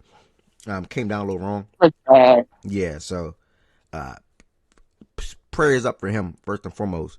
But that is something that did impact this game mightily. They had to bank on guys like Gillespie to shoot 23 freaking shots. Granted, he chucks regardless, but yeah, he had 8 steals in this game as well with 26 points, and he missed a big 3 in the right corner down the stretch of that game as well. So, I mean, yeah, man, Nate went out, so it was a big injury for them, but you still don't lose a lead like that. You still don't lose a game like that, and really just shout out to Alabama for having all the will and determination to fight back and get that victory due to Latrell Wrightsell, Aiden, and LeBaron Fallon. They're led by those 3 guys, and yeah, man, pretty much what it was for me. And if I would pass it to anyone else on the stage to add some words on this game. But not really to the game. I didn't get to really watch a lot of it, but I did see the clips of Filine game. And bro, that nigga is good, bro. Like, you know what I mean? And it's nothing that nobody don't know. You know what I mean? Even when I spoke about the game when they played Arkansas, what that was, a week ago, 2 weeks ago, whatever that was, and the talking point was A-Cup then having 50 points. And then, I came in here and I'm like, bro, like, granted, that's going to be the talking point, rightfully so, especially how that game went with all those guys fouling out and him being the only starter in the game and him still being able to rise to the occasion. But I didn't like how people was, like, not in here, I'm talking about even media, like, I didn't like how people was just not giving the credit to Filine in that game too. And granted, he's the one that won them the fucking game. You know what I mean? And he also had a good game. Granted, he didn't have 50, but he had dinner 40. So it's like, and he won and got the go ahead bucket to win. And he had a really good game down that stretch. So I mean, this is nothing new from Filine. This is what he does. This is who he is. Big shot taker, big shot maker. He rises to the moments in every game that they need him. Granted, you might not be successful every single time, but he ain't scared of the moment. And that's probably the biggest thing that I do like about his game. And he has a real fucking jumper that's going to translate to the league, bro. Get to anywhere he wants. Quick as shit. Not the fastest, but he twitchy real quick. Get by the defender, being able to pull up, being able to get to the basket, hit open shots. Pick and roll is probably him in the league more than an ISO type of game. But he'll be a really good guard in the league, bro. Lottery pick. Could actually see him, depending on how his run go in a tournament and March Madness.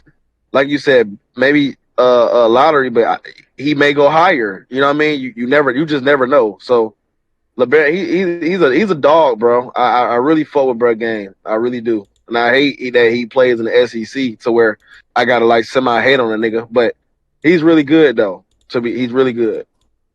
Well said, my brother. Shout out to Phylon, bro. Nothing but respect for that dude, man. Nothing but respect for Phylon, 100%. Appreciate you, brother. Yeah, man. The move he hit for the game was tough as hell too. I don't know if he could play that joint head, but he got exactly to a spot, did exactly what he wanted to do. I ain't gonna lie to you. Let's see if I can find it real quick.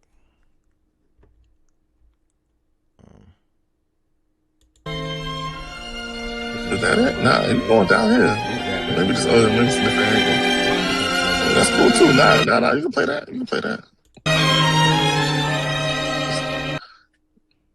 I don't know who this is in front of him now. Because Ahmed had got hurt. Oh my God. Spin, step back. Nah, that's tough. Nothing but net. Nothing but net, bro. That like move Ted right said, there. That's that bye motherfucker. Like, get out the court. Like working on a stroke. Snatch back, reset. Go. Spins, fades, and he won the battle. No, that's tough. That is so tough. Berg. He got hit. He's got a chance like for Ted three. Said, I think he'll be picking up the basket. But this game will turn to the dog, especially the shot making. Phylon's hoping to do it, and he will. Phylon penetrates. May have got away with clock 45 for Amari Evans. Baron Phylon determined to get to the hole, and he's able. Oh my goodness. Phylon penetrates, and he went right by him, right into the chest of Aiden. Look at these buckets. These buckets are coming when they're down, bro. They're down. Phylon will have down a in the second chance half. for Left three. hand bucket again. Rebounding at a 57% rate. It might be a left again. Left again. He finished with either hand, bro. Tip back out, and it's Phylon ahead of the field with Gillespie there to try to deny. Oh, this is in the second half, bro. He took over that game and won him that game, bro. Just like Ted said for the art game. Phylon the truth, bro. It's really just high praise, high respect for him. Chance, you was one of the ones that was hating on Phylon, nigga. I remember what you said about him last week and even a month ago. Talking about something he should not go top 10. I got a good memory, Chan. Trust. I see everything that's typed. I see everything that's. I know everything I said. Next game though, speed up a little bit. Shout out to UNC for getting the win over Virginia Tech. UNC was at home. They were led by Henry, who had 26 down low for them boys. The big man down low had 26.7 boards, and then Seth Trimble, who's also continuing to pop on the offensive side. In 35 minutes, he had 20 points, 2 rebounds, 4 assists. They had solid contributions off the bench from 3 guys, mainly highlighted by 2 guys. Jonathan Powell with 15, and then Zayden Hyde with 12. Man, so shout out to UNC, bro. Like, get Caleb Wilson back. They could be a team that can, I guess, quote unquote, upset some folks. Or if not, make a surprise push to like an Elite 8, or better yet, I'm just throwing it out there, maybe even Final 4. So, shout out to UNC. Miles, you are confident, dog. Hate our true brother. I'm speaking of real. He'll be first round, just not lotto. But let's bet on that. Chan, let's bet on that. I bet right now. I bet 50 right now. He going to lottery. 50 right now, Chan. I dare you. Bet right now. Yeah, Bray, feel free. You can always come up. Who going to the lottery? Man, he said he'll be first round, just not lottery. Talking about Phylon. Yeah. Phylon? Yeah. Yeah. Oh, yeah. Nah, he's lottery. He said bet. Bro. Okay, we are locked. What the hell? That's free 50.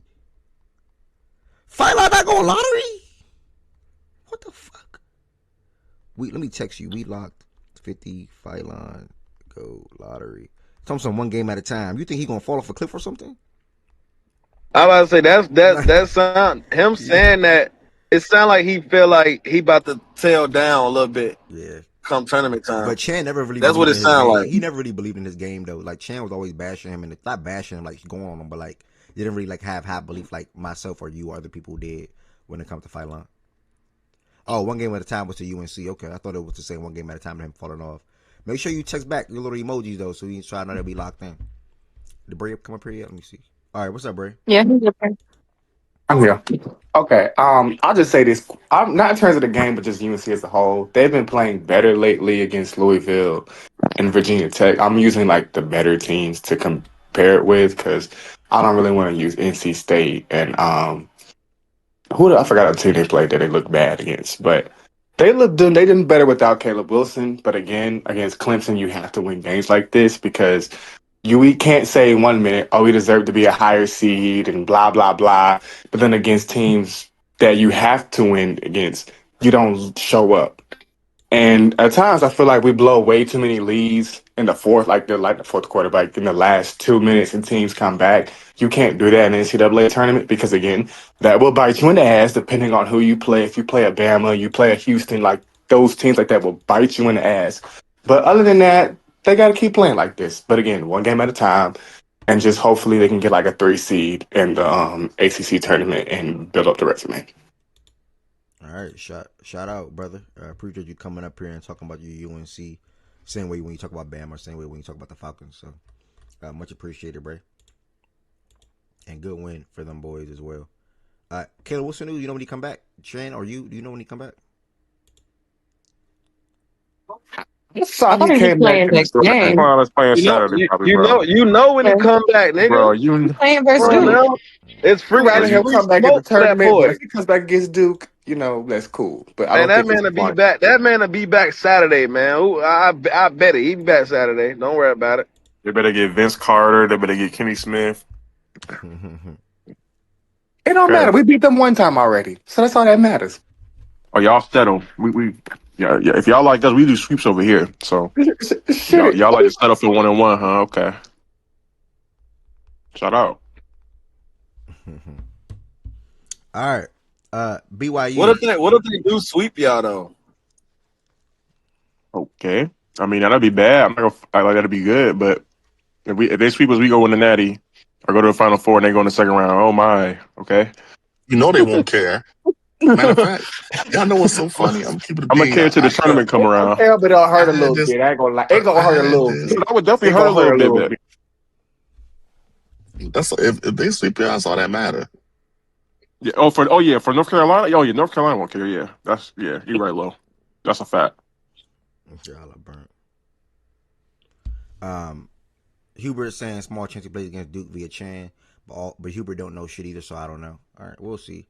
BYU lost on Saturday, guys, to West Virginia. West Virginia, they play competitive. They play in some competitive games. They also beat Kansas this year in a game that I watched. AJ is only, not as knocked him, but only had 20 points in this game. 4 turnovers, 7 rebounds and assists, 7-15 from the field, 2 7 from 3. Robert Wright also had 23 points. And yeah, this is, I mean, I know we expect a lot of AJ to have like a lot of, I think OG was, even Tez, I didn't fully agree with it. Like the 25, 8 and 8 and shit like that. That was a crazy predicted stat line for AJ in these games going forward. Now, obviously, you're going to see him score a lot of points for the most part. But I don't know if every game going to be like a playmaking type game or every game going to go their way when it comes to the offensive side because they literally only headlined by 2 players that can do anything with the ball for the most part. Literally only 2 guys. That's Rob and AJ. So they went down early in this game. It was 40-26 at halftime. Obviously, they played better in the second half, but they typically do. But I don't want to. They did, and that's a lie. Yeah, I don't want to put too much on the score. They outscored them by 6 in the second half, but I don't know the context around that. Ari probably do, but yeah, it looked like West Virginia probably was in control of the whole entire game if they didn't play better in the second half, like what Ari just said. So, is that true or? No, I mean, like, they had a surge at the, like, very end. Shout out Lo. Me and Lo was in here locked watching that game. Shout out Lo. But no, it was very much like the very end. They had some moments where they could have, like, where they got it, I think, within, how much they ended up losing by? I'm not looking at the screen. 8. Yeah, where they got it within, like, I think 3 twice. But no, it was a lot of getting close but not close enough, and then getting close and then not close enough. And like I won't lie, Rob Wright, he had a pretty solid game for the most part. AJ kind of like he was there, but then he wasn't there at the same time, if that makes sense. Like I don't want to say that his stats are stat padding, but like they didn't really have the impact that I think he would have wanted them to make in that game. But no, they lost because they had no effort. West Virginia wanted to win, and they didn't. Like I know the whole Sanders, the white boy. His last name's Saunders, right? That they got hurt for BYU, Yeah. that towards AC or whatever. Yeah, like I know people will say, "Oh, they're missing him," and yada yada yada. No, them niggas didn't want to win. They were out there because there was 3 plays at the end of the game. Because you'll see if you go to like the play-by-play or whatever, most of like the points that West Virginia scored in like the last minute were fouls because they were in the bonus. But there were multiple plays, like I think 2 or 3 times at the end of the game where they were within like 2 or 3, and them niggas just got beat on the boards. And West Virginia is not a big team, and them niggas just got beat off like just on the board. West Virginia missed a free throw. Oh shit, niggas don't understand how to box out and get a fucking rebound. And then niggas get a rebound, but you being loose with the ball, AJ, Get it trying to to pass it to Rob, nigga get it yeah. stolen. Like, like them niggas, they didn't want to win. They didn't. So Even they they did. lost.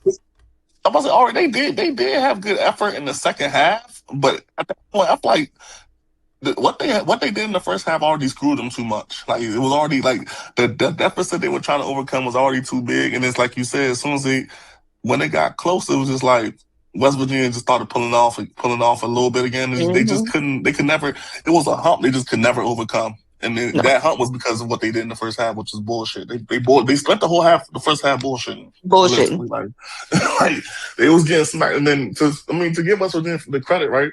It's like you said, they wanted it more, bro. Like you could like see it, and like just watching, like you could see it, bro. Like one team had a way bigger sense of urgency than the other team, which doesn't make sense because BYU we already literally said BYU took a crazy loss. Like you would have thought they'd have come in, came in the next game with like hell on, like ready to raise hell, bro, and they just didn't. Like, I don't know who to blame for that. I don't know if you blame the coaching. I don't know if you blame the best player, which is AJ.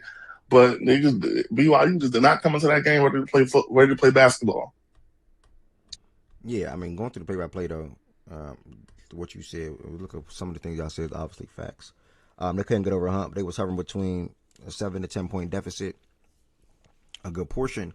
But they definitely, just looking at this, they definitely probably I'm assuming they played better in the second half because they cut it down to 5 and 6, and even 3 numerous times. And they even had the opportunity to tie the game up with the ball or go down by 1. But they had a turnover late with under a minute to go. AJ also missed a 3 a little around the 2-minute mark when they were down by 3 points as well. So, yeah, man. Shout out to West Virginia, though.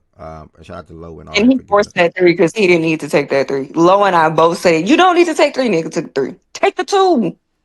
But you talking about when it was down to the last minute, right? Yeah, the last one where he missed it, and then they had like 20 seconds left. I'm like, bro, you don't have to take the 3 again. You can get 2 quick 2s right here, and they just walked up, chucked up the 3. And it was crazy because the nigga chucked the 3, went back down, and I think let me look at the play-by-play. I took it away. It's okay. You don't have to put it back up.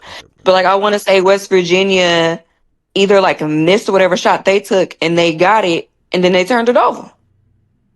And then West Virginia went back and scored. And it's like, well, fuck. There it go. If you took the 2 right there, it's a whole nother situation. It just like they did. Yes, I remember. I'm realizing I said no, they didn't. Till when you said they played better. Yeah, I was looking. I'm like, they played better in the second half. No, they did. My bad. And that's not like what I meant it as. But no, they played better in the second half. They played better in the second half. They just what ain't too late? They still could have won that game, bro. They just got like they just got loose and like sloppy. Like when it really came down to it, like that under a minute, when it really came down to it, when they had cut the lead and everything, and they were only, I think, losing by 4 or 3, that was the moment that they should have locked in. And it seemed like everybody else, not named Rob, was just like, yeah, I'm here. I'm here. Like, I'm with you, but I'm not really here. And West Virginia turned it the fuck up. Like, West Virginia was just hell-bent on not losing that game. And so they didn't lose. Yep. You know what it is. Appreciate you and Lowe for that context. Shout out to St. Louis, my goodness, for that win over Duquesne, 91-76. They ranked 23. We had a team that was ranked 24 and 25 going into the game on Saturday. Both lose. Clemson beat Louisville 80-75 to move to 21-8 on the year, 11-5 in the ACC, while Louisville dropped to 9-7 in the ACC. Michael Brown had 5 points, 2 for 10, 0 for 6 from 3.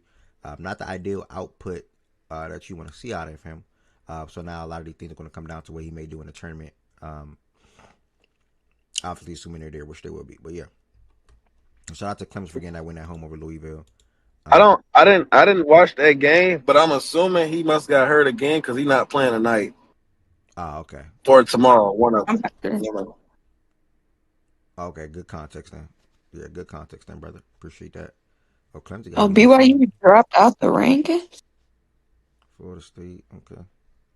I'm not Well, surprising. last game from Saturday before I pull up the rankings, the new rankings now. Kentucky beat Vandy 91-77. I would be lying if I were to say I was not surprised, y'all. I didn't. I never even seen this come out like this.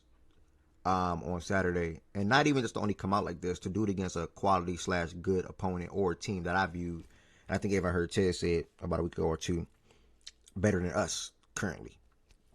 46-31 end of the first half, and I said to y'all about a month ago, this team is highlighted by 3 guys. I know it's 2.5 for Ted, but for me, on the offensive side, there's 3 guys for me. That's Colin, that's Owe, and that's Denzel. In this game, it's always an Owe game. On the offensive side, it's always an Owe game. I'll make that very clear. But Colin, he got better as a 3-point shooter. He is our best 3-point shooter this year, and he got better as a player. He got better as a 3-point shooter, and I think with Owe having 23, I think even he had 23. His damn self with Zell having like 14, 15, 15. So 46, 61. Them 3 players combined for 61 out of our 91 points. And when they go, we go. The team go, the offense go, and we damn near can probably play with anybody. And I think, in a sense, I want to make that very clear. I don't think we can play with literally anybody, but I'll say in our conference at least. When Malachi plays a good game, a decent game, and not playing soft down low, that also makes the team better because when we got a Mo, we know we're gonna get a Mo on the bench or coming off the bench. So I'm still not a fan of BG. I'm still not a fan of Jasper. The team's still not as strong for me as I would like, but Mark Pope had coached a great game. The guys came out very energetic at home. They came out wanting to make a statement. They wanted to win. They wanted to get back, and they knew how much this win they needed for our resume and also for us closing out the year. And we got who we got tonight? A&M, I think. And going into our A&M game tonight. So yeah, man, I'm just really proud of the guys, bro. Just and like Ted sent me the other day, and JQ may return this season, so that'll get me even more excited. So yeah, man, that's pretty much all I got to say. We just had lined up by our 3 best players on the offensive side, 61 out of our 91 points, and then Mo and Malachi played, I would say, aggressive and non-soft down low, and both were solid defensively, held their own. So that's pretty much what I got to say about. Shout out to Mark Pope for having them guys come out and have a 15-point lead on Vandy at the end of the first half. It was impressive and it was amazing to see. So Tyler Tanner, though, 19 points for him real quick before Ted speak on the 19 points for him. Tyler Nickel with 13. They didn't shoot the ball from 3 well, and that's one of the best things that Vandy do because Tyler Nickel is one of the best shooters in the country. And we ultimately shot the ball from 3 well, 50% from 3, 59% from the field. Just a really good overall Kentucky Wildcat game. Probably our best game played. Not even probably our best. This is our best game played this season to me as a collective. So against a good team at that, or one of. But I'll have to pass to my brother Ted, see what he got to say about the game, and we'll probably head over to Sunday game or Monday. I'm sorry. Can you hear me? Well, I'm driving, so I might be in. Yeah, we can hear you. No, the last thing you literally just said. That's how I was gonna start off. This is probably the best game we played all year. Not probably. This is the best game we played all year, start to finish. Colin Chandler, big shout out. We wouldn't have been in that position if it wasn't for him. To be honest, Ortega, you know what I mean. I'm not. There's only enough of the same shit I can keep saying about dude. He's a fucking Kentucky legend, bro. I'm stamping it. He's a legend, bro. Denzel played pretty good. Malachi was pretty good. I mean, it was a really good collective win, bro. And like I guess I asked you at the beginning of the game, I said, we looked prepared for the game. Yeah. Like we looked like we wanted to go in that game and win the game. So, and that was the biggest thing. That's kind of like we've been repeating ourselves all fucking year, gang. Like it ain't really too much other shit to say. When we come out in those type of games and we look like we want to win the game and we not out there playing soft, like you said with Malachi, I'm proud of him. Like, you know what I mean? He won soft. You know, he was banging. He got the rebounds, was getting assists, was scoring, blocking shot. Like he was doing what he's supposed to be doing. Like this is nothing like it's very simple, bro. So, like you said, shout out Pope, bro. Pope really had the guys ready. You could tell like this game was kind of circled because they just kind of tell the sense of urgency from the start that they really wanted to win this game and they didn't want to go out the same way they did a couple weeks ago. So I mean, to me it was a good collective win. I think the whole team played pretty good. Everybody contributed to the win. Of course, College Chandler stole the show, and then you know what I mean as Vandy started making a run, you know, this is the time where they're supposed to show up and close the game and it'll take away, and that's exactly what he did. So good win, bro. Good win. Shout out to the coaching staff. Shout out to the guys. You know what I mean? We play tonight against A&M on the road. I think we can beat them, but like we've been saying, we're so hit or miss that I don't know what they're going to do tonight. So, but I'm hoping for a win. So that's kind of where I'm at with it. Just a good win overall, the collective and the team win. Appreciate that, my brother. Fact. Shout out to Kentucky Wildcats, man. They got to continue to get this win tonight to go 11-6 in conference play and 20-10 overall on the season. Big win at home for them on Saturday though. And I might conclude Saturday's slate for the shout outs. Let me see if anything else down here. Yeah, that concludes it for the most part.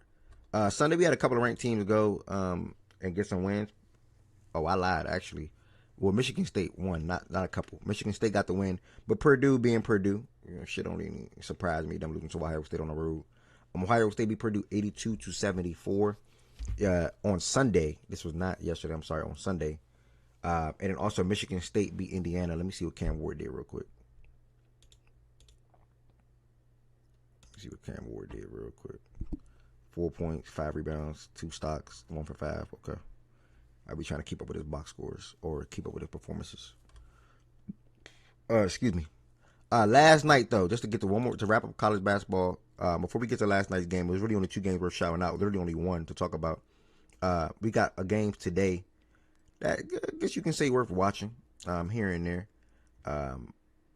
Alabama and Georgia sort of kind of. Alabama may turn up on them. Clemson and UNC can be a good game. Clemson's coming off a big win. Obviously UNC as well.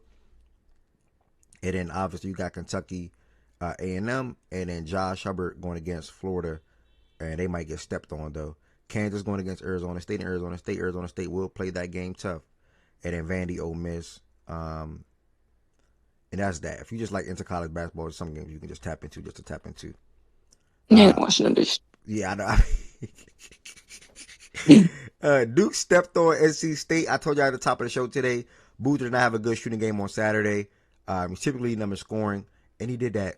He had 26 points, 9 boards, 8 for 10 from the field, 9 for 11 from the free throw line. Any other draft, he is easily the number 1 pick, bro. And it's crazy to say. You can say the same thing for AJ. You can say the same thing for Darren damn near. But Cameron Boozer is just that damn good. When it comes to setting the tone offensively, even setting the tone damn near defensively for them as well. Being able to stretch the floor, being able to play make. I think that's probably my favorite part about his game. His knack for being a willing passer and how well he can pass out the post as well. Was what I noticed about Cameron Boozer this year. I spoke on how Sar and Pat and or Caleb, whoever, all these guys can pop in different moments in the game. Sar, you see, had 16 points. Pat had 11. And Isaiah Evans, who's typically the second leader scorer for Duke, he had 12 points and knocked down 4 threes. And that was the only shot that he shot was threes, 4 for 8 from the 3-point line. So shout out to Duke, bro. Not really much to say there. One of the best teams in the country, point blank. Period. I think what made them scary, because I watched this game yesterday. I think what made them real scary though, and he's been coming along in the past like month, but I think Dame Sar is what made them scary. Like if Dame Sar gets you that type of production, because you kind of already know what you're going to get out of Boozer and Isaiah. Granted, now Isaiah can have some games like he had this year where, you know what I mean, he's not having the best game for shooting. But if you can have, if that's the case, but you can get Dame Sar on the back end and kind of pick up that slack from Isaiah and just let him kind of come along during the game, I think they're really scary. Like, because Pat Pat anchors the paint for them. Like Pat kind of, I don't really know how to say it, but Pat kind of like, I don't want to say that Pat made them go, but they're a different team with Pat, and you kind of already kind of know what you're getting. So out of those three, they're set in stone on far as their production and contribution to the game. You pretty much know what you're going to get. It just depends on if the shot's falling. But Dame Sarr is who makes them scary, because Dame Sarr plays defense. He guards the best player, and now his shot is starting to come along. With him hitting them outside jumpers, along when teams are doubling Boozer or running, trying to double Isaiah. Two might come at Isaiah coming off the screen, and now you got backside corner with Dame Sarr butt naked in the corner, and if them shots just start falling, they're dangerous. I ain't gonna lie, they're gonna be very dangerous. And the defense is just they on the string, bro. Like, and I know we was talking about it earlier with credit to John, but John got them niggas going, bro. Like they you don't have to question. The thing I like about John is you don't have to question how a Duke team is going to start the game. Like, it just depends on if they shots falling. If Isaiah's shot falling, if Boozer, if Boozer ain't slowly coming into the game far as scoring, things like that. If Isaiah, like, can Isaiah hit the first couple shots to try to start the momentum of the game? If that's really the only question that you really have with Duke, because they don't have the normal star power that they normally have in recent years. But one thing you can count on them Duke coming out in the game, they're going to be ready to play, and that's every game. So credit to the players and John for that, and everything else just kind of take care of itself, to be honest. So that's really all I got to say about them. Appreciate that, brother. Well said. I mean, way to talk about Duke in that manner, and ready to be tapped into that game. I might also have you kicked off the second one right here with Arizona getting a win over Iowa State, 73-57, and they're showing the pack or showing the world that they're a true separator between them and a couple of other teams, or not even a couple other teams, but them and teams that's not, like you said, the Big Four. If you're outside the Big Four, it's a gap or it's a whole another tier. And I agree with the whole exact four. So, you got anything you want to add on to this Arizona blowing out Iowa State game 73-57 last night? Not really, bro. Just what I said earlier. Just separating themselves, and that was a hell of a game for them. Not the game itself, but for them, that was a hell of a game, bro. That's really all I got to say. They're separating themselves at the right time, and they're going to be scary. You better hope you don't play them niggas early. That's all I'm gonna say. Short, sweet, and simple, bro. I don't blame you. I would have left it like that too. Let me see these new rankings. Oh, you said a new rankings drop? Yeah, they dropped yesterday. Bro, I'm forgetting today is Tuesday, bro. Spanking me, bro. I ain't gonna lie. I'm forgetting today is Tuesday because yesterday typically. Damn. I know I told y'all Friday no show on Monday, but yeah, my mind's all over the place for outside stuff. But we still here. It's okay. Either way, Arizona got the win, 73-57. Shout out. Like, I'm thinking today is freaking what's the name? Let me look at these new rankings. Duke, Arizona, or UConn. Okay, UConn 4, Florida 5, Iowa State 6, Houston 7, M State 8, Nebraska 10, Texas Tech big jump, 6-point jump. 6-spot jump. Shout out to Texas Tech for that. Illinois, Gonzaga, Virginia, okay. Kansas State, Purdue dropped 7 spots, well deserved. Alabama up 1 spot. I'll put my head of Purdue. Then they're putting up. I would. I put Alabama above Kansas. Yeah, that too. St. John's down 3 spots. Miami, Ohio up 2 spots. Arkansas stay the same. St. Mary's up 5 for that win over Gonzaga. That was a big win for them. Miami 4 spot jump. Tennessee 1 spot drop. Yeah, that's what I'm wondering. To take a 4-spot jump, who the hell did they beat? Boston College. They ain't beat nobody. Not recently. Yeah, I guess. It might be they might have just taken advantage of the fact that BYU and Louisville both fell out. Yeah, fell out, yeah. Vandy up 1 spot, and then St. Louis dropped 2 spots. So that is the new top 25. Shout out to all these schools. Get more college basketball action tonight. I probably have to look at the NBA slate though. Well, no, because my team is in action, so I'm gonna have to choose college basketball. I will say, Texas Tech should be above Michigan State and Nebraska. Texas Tech should be above Nebraska and Michigan State, even without JT Toppin. And I said it. When was the day that we was all up in here being black? Was it Friday or Saturday? I think it might have been Saturday. I definitely think if they had JT Toppin, there would be no conversation about who's the last 4 seed. It would be them. Easily, it would be them. And it sucks because not only are they not going to be a 1 seed, they're probably not going to even touch the 2 line. And that is so unfortunate. Because I know earlier this year, I said I didn't think they were that good and all of the shit. I was being a hater. But hater aside, that is a really good team and a really well-coached team. And the only thing that is truthfully, the only thing that's keeping them below us is JT Toppin being hurt. Honestly. Because there's no way that they win how they've been winning, because their only loss came in the game. The only loss that they've had in 7 or 8 games came in the game that JT Toppin got hurt in.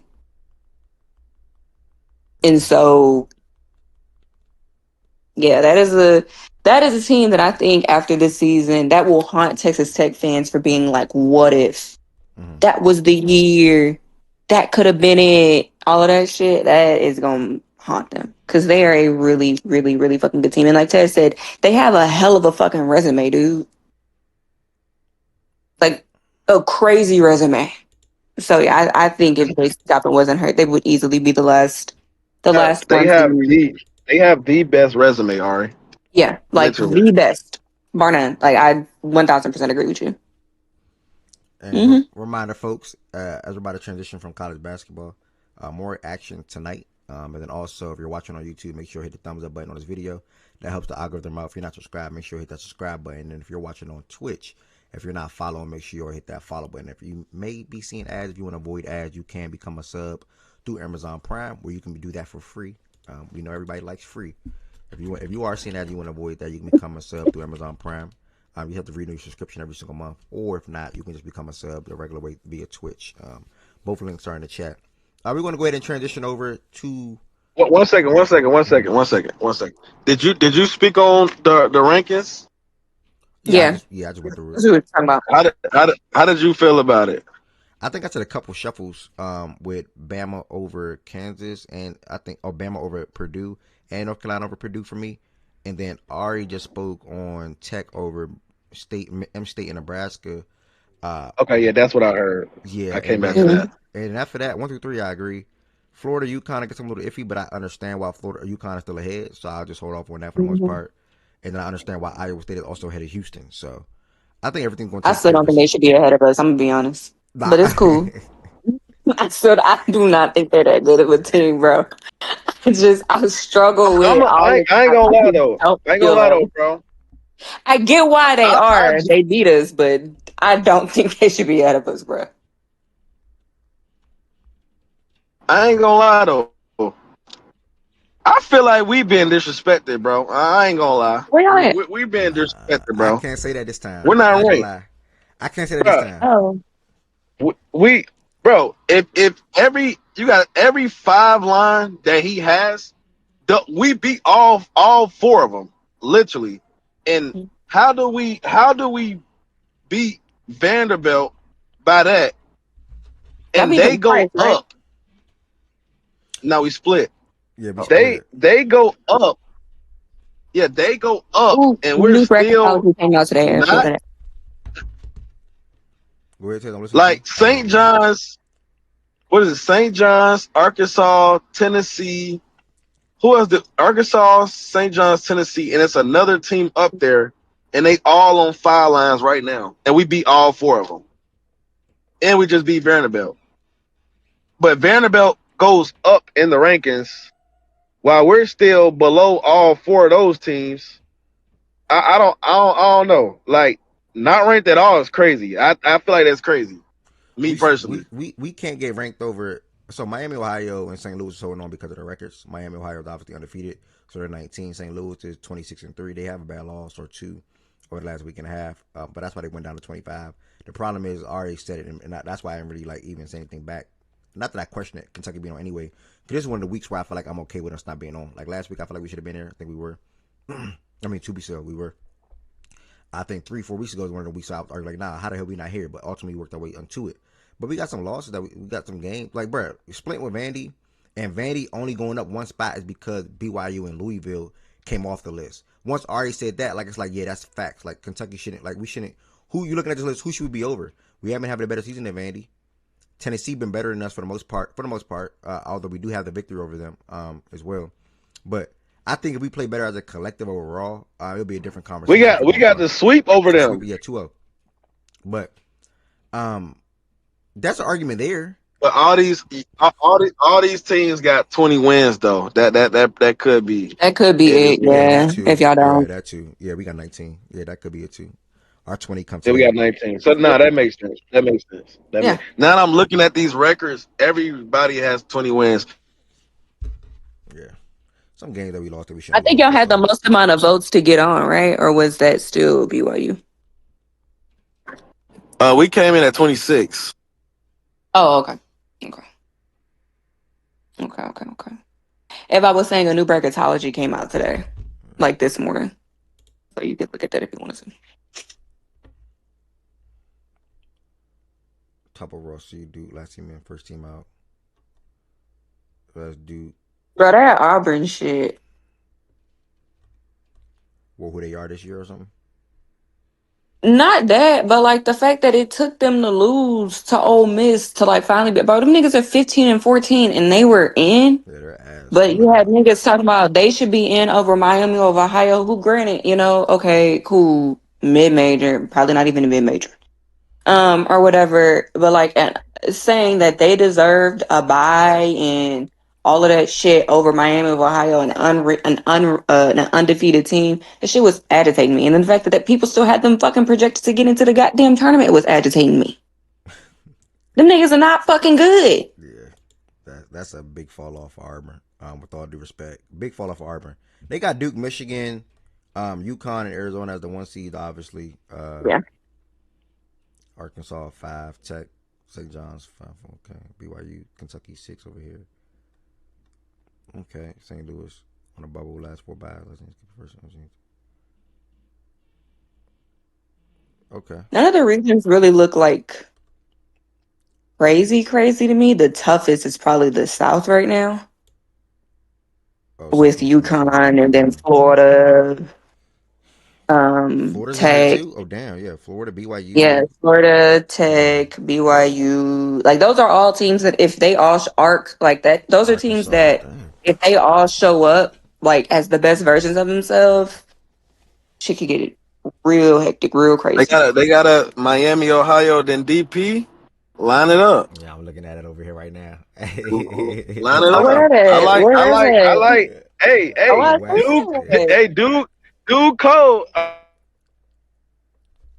Doing a mini blender game. I go take on him for sure. Oh, it's on DP, yeah. Like I'm gonna be honest, right quick. Yeah, we got you. You hear us? Yeah, we heard you. I said, Duke is, but I like go take on that matchup for sure. For sure, line it up. What you about to say, Art? I was gonna say like be honest in this shit. Please go to NBA because I can go on me. But there's no way that anyone that like actually watches, and this is no shade to Wagler or anything like that, but there is no way that you can tell me that you look at Illinois as this 2 seed and say they better than Tech. Oh yeah.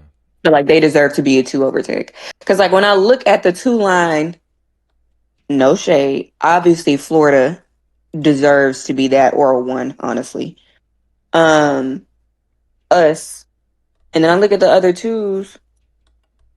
And I'm like, yeah, I think I would take Tech over both of those teams, over Michigan State and Illinois, personally. And so I'm just like, that is like Tech being underseeded. And granted, this I'm not saying that they can't ever lose, but I think they're a really well coached team with a lot of talent on their team. And who knows, their day might come in the tournament where like I don't want to say their luck runs out, but like it eventually like the loss of top end just becomes too much. Niggas have bad games and you don't have that nigga, you don't have that one guy that is consistently always gonna give you what they give you every single night in JT top. And that could come. So I don't want to say that or make it seem like that can't happen.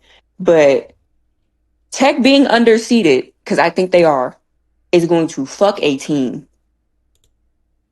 And I'm very interested to see which one it is. I just hope they stay where they're like, if they could keep the South exactly as is, I'm great because I don't want to be near Florida, truthfully.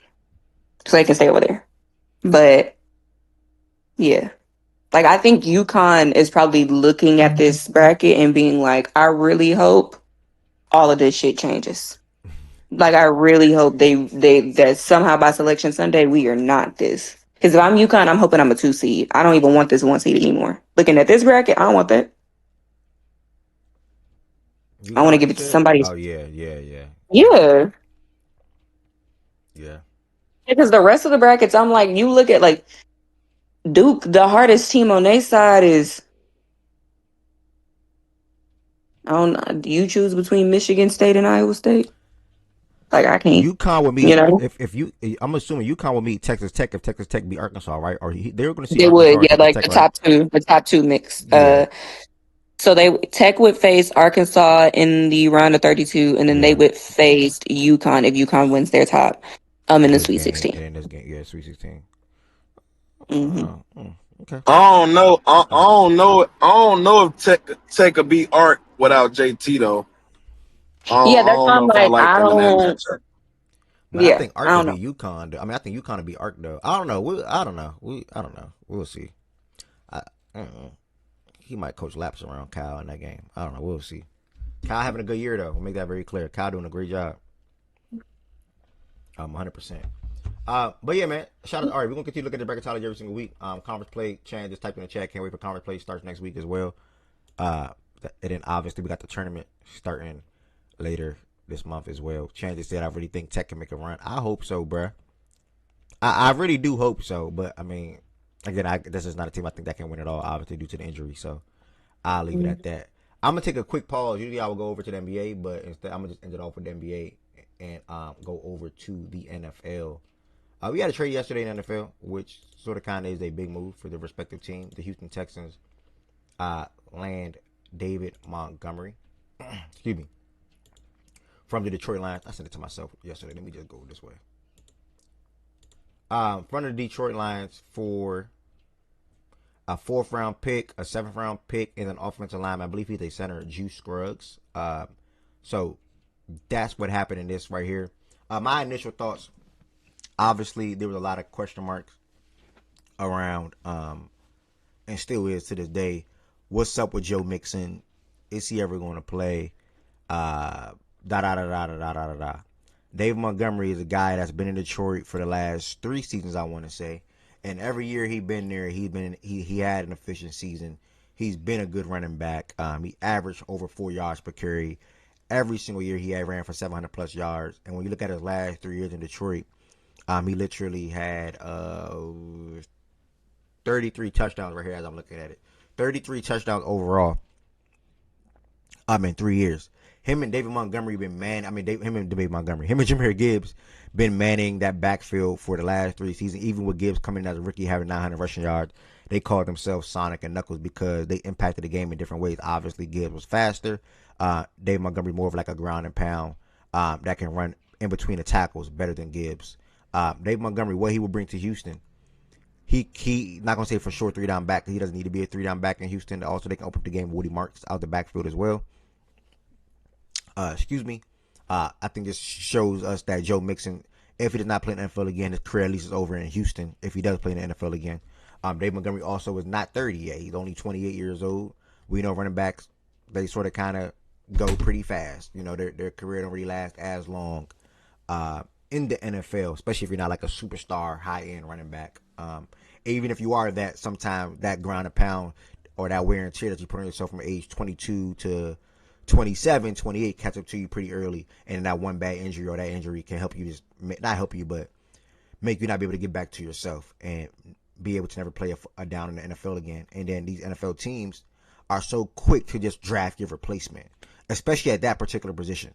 They so quick to draft a replacement and giving a guy 10 million, 15 million, maybe even 20. So where I think Saquon is now. I think David Montgomery will be really impactful for this Houston team offensively. When it comes to running the ball, I think him and Woody Markham will form a nice new pairing in that backfield. Hopefully they continue to get better on offense. Hopefully they will get better on offensive line side of things this year, and then add another pass catcher in the back. I mean, on the wide receiver room. But David Montgomery going to Houston from Detroit is a good move. And it reported before the trade that he wanted out. So he wanted out. He did the usual cap thing on Twitter, where like, whoa, did I tell you this that I wanted out? The next day he gets traded. So, far as Jahmyr Gibbs and his outlook, my favorite running back in the league, point blank, period. Arguably the best running back in the league to me. And I think this year he has a real chance to showcase that he's not splitting. I say this all the time. The freaking Lions did like a series thing where you have one series with Gibbs on the field, the next series Davis on the field. The next series Davis probably on the field again to start off, then Jahmyr Gibbs will close out or start off the next series or two. This time he does the real world now, finally, and I've been praying for this and I've been hoping for this. Well, Jahmyr Gibbs is a 3-down back. And with that being said, you only can imagine what he's going to do with him being a 3-down back. With David, I said David had 33 touchdowns in 3 years with them being together. Jahmyr Gibbs had 39 touchdowns in 3 years with them playing together. And this is splitting carries, y'all. He had less carries last season than what he did 2 years ago, where he ran for 1,400 yards and 16 touchdowns. This last season, he had 1,200 yards with 13 touchdowns. And every year he been in the league, similar to David, but just a yard better, he averaged 5 yards per carry every single year he been in the league. That's impressive. 39 touchdowns thing, if it's not a record, which I think it is by his age. I forgot it. They said it during the season last year.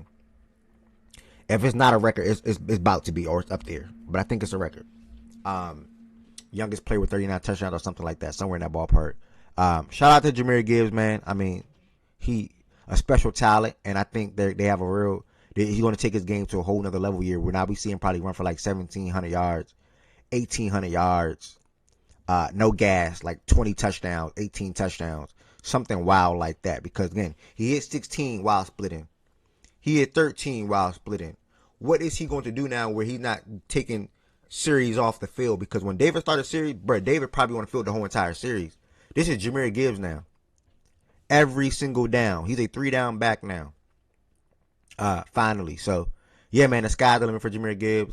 The sky's the limit for how much better this Detroit Lions offense can even get or be. That's not a shot to David Montgomery. Jahmyr Gibbs just a better running back. And they don't got to try to make two guys happy. David wanted a bigger role. David wanted it to go elsewhere. He got his wish. Wishing him the best of luck in Houston. Also wishing Jahmyr Gibbs the best of luck with the workload that's about to be put on him and the preparation and the training that he has to do this offseason, because now it's even more that he got to do because your body's going to go through more. Your body's going to go through more contact. Your body's going to be on the field more, using energy and things like that. So, great trade for both sides. Lions got some picks out of that and offensive linemen. The Texans got a running back that they can bank on, David Montgomery, to be really good for the most part. All right, Tez or Low, did y'all want to add any words on David Montgomery and trade to the Texans? I know I just said a lot, but if not, I'll keep it moving. All right. Nah, not really. Nah. All right, that's a bet. I'm going to go ahead and keep it moving. That's the main thing I wanted to highlight on the NFL. I did send some combine stuff to myself. I'm going to hold off on that, like other news such as Lattimore and things like that. Slight hold. We'll pull back up tomorrow when it comes to Brees Hall even being tagged and things like that. I'll feature that tomorrow when I get more preparation. I'm going to head over to the NBA now to close out the show. Shout out Gibbs, though, Georgia guy. Super gas. 18 touchdowns is gas? I don't know, bruh. Bruh, how much A-Chan had this past season? Or the highest that A-Chan had in his career? Hold on. Because, bruh, think of A-Chan as a 3-down back for the most part. And then think of Gibbs at the 3 now. And then like Achane had 8 this past year with injuries. What he had the other year? Oh, 6. Not a lot. Okay. Bad name to bring up. But Gibbs just had 16 2 years ago and then 13. How was 18 gas? Oh yeah, 1,700 yards. Yeah, that's I'm not moving off that. But David Montgomery gave them 700 yards, and Gibbs had 1,200 this past year. I'm going to the last 2 years. David 7, Gibbs 12. How could I not say 1,700 yards rushing? I think that's possible, brother. I really do. He gonna be on the field way more, bro. Now the TDs part, yeah, it's probably gas. I ain't gonna lie, it's probably gas. 18 TDs. Yeah, Gibbs is 1.1 easily. Like fantasy football this year, yeah, Gibbs is 1 point. He is the first pick in fantasy football this year. James Cook just had 16 with 12. Jonathan Taylor just had 15 with 18. Bro, Gibbs can do that. Like what? Bro, Gibbs is gonna score way more touchdowns now, Chan. He just had 13 with 12. Jonathan Taylor had 15 with 18. And he had like a couple 3 touchdown games. Gibbs will do that. I'm telling you. Okay, you're going to see, brother. Watch. I remember this combo. To the NBA, y'all, to close out the show. We are right on the time frame that I wanted to get to today. Okay. We set our schedule on Friday and pick up team Saturday. What's it, Saturday?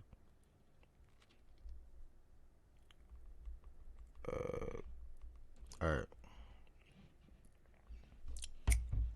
I want to bring up that David Montgomery trade because that was a big trade that happened yesterday. To the NBA.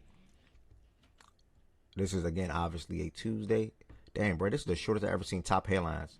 You know shit a little slow in the NBA right now when they only got 5 things or 6 things at the top headlines around the league right now. That's crazy. I never seen it that short before. To the NBA real quick, y'all, to close out the show. Trey got tossed from the bench ahead of his Wizards debut. He debuts for the Wizards tomorrow. He is limited to 17 to 20 minutes, so you're probably not gonna see a lot of Trae Young, obviously. But you know him just getting a feel, putting on that Washington Wizards uniform, will be it. It's not Wednesday. That might be today. Oh no, Thursday. I'm sorry, Thursday. Because they on a back-to-back. There's no way in hell they play Wednesday. But yeah, Thursday. I'm sorry, Thursday, guys. He got tossed. Giannis returned for the Milwaukee Bucks after a 5-week layoff. He said he was rusty, but just happy that he was out there. They got stepped on by the Celtics, even with Jaylen Brown and Cater not playing. Celtics have just been that good this year. Nuggets bolstered depth with vet point guard Jones. The Nuggets signed Tyus Jones, who was a free agent. Edey to have another surgery on his ankle. Like I said this last week, do not expect to see Zach Edey this year again. And then Curry said it's tricky. Like he don't really know how to call his little knee injury. He's expected to be out for at least 10 more days. So that's the simplest thing to say around the NBA headlines as of late. Where I'm at. Let me see if I'm even worth picking up anything. Monday, not really. I know yesterday's game already. Clippers came back on the Warriors. Let me look at the weekend. I don't really think there's anything worth picking up, y'all. I will say this one thing, though. From Sunday. Yeah, I'm going to stay on Sunday, and I'm going to just leave it there. Let me just do some shout-outs for Saturday. And I'm going to close it out on Sunday. Yeah, Saturday and Monday is really similar. Heat, shocking big win over the Rockets for me. Sengun was in jail. Sengun was boxed.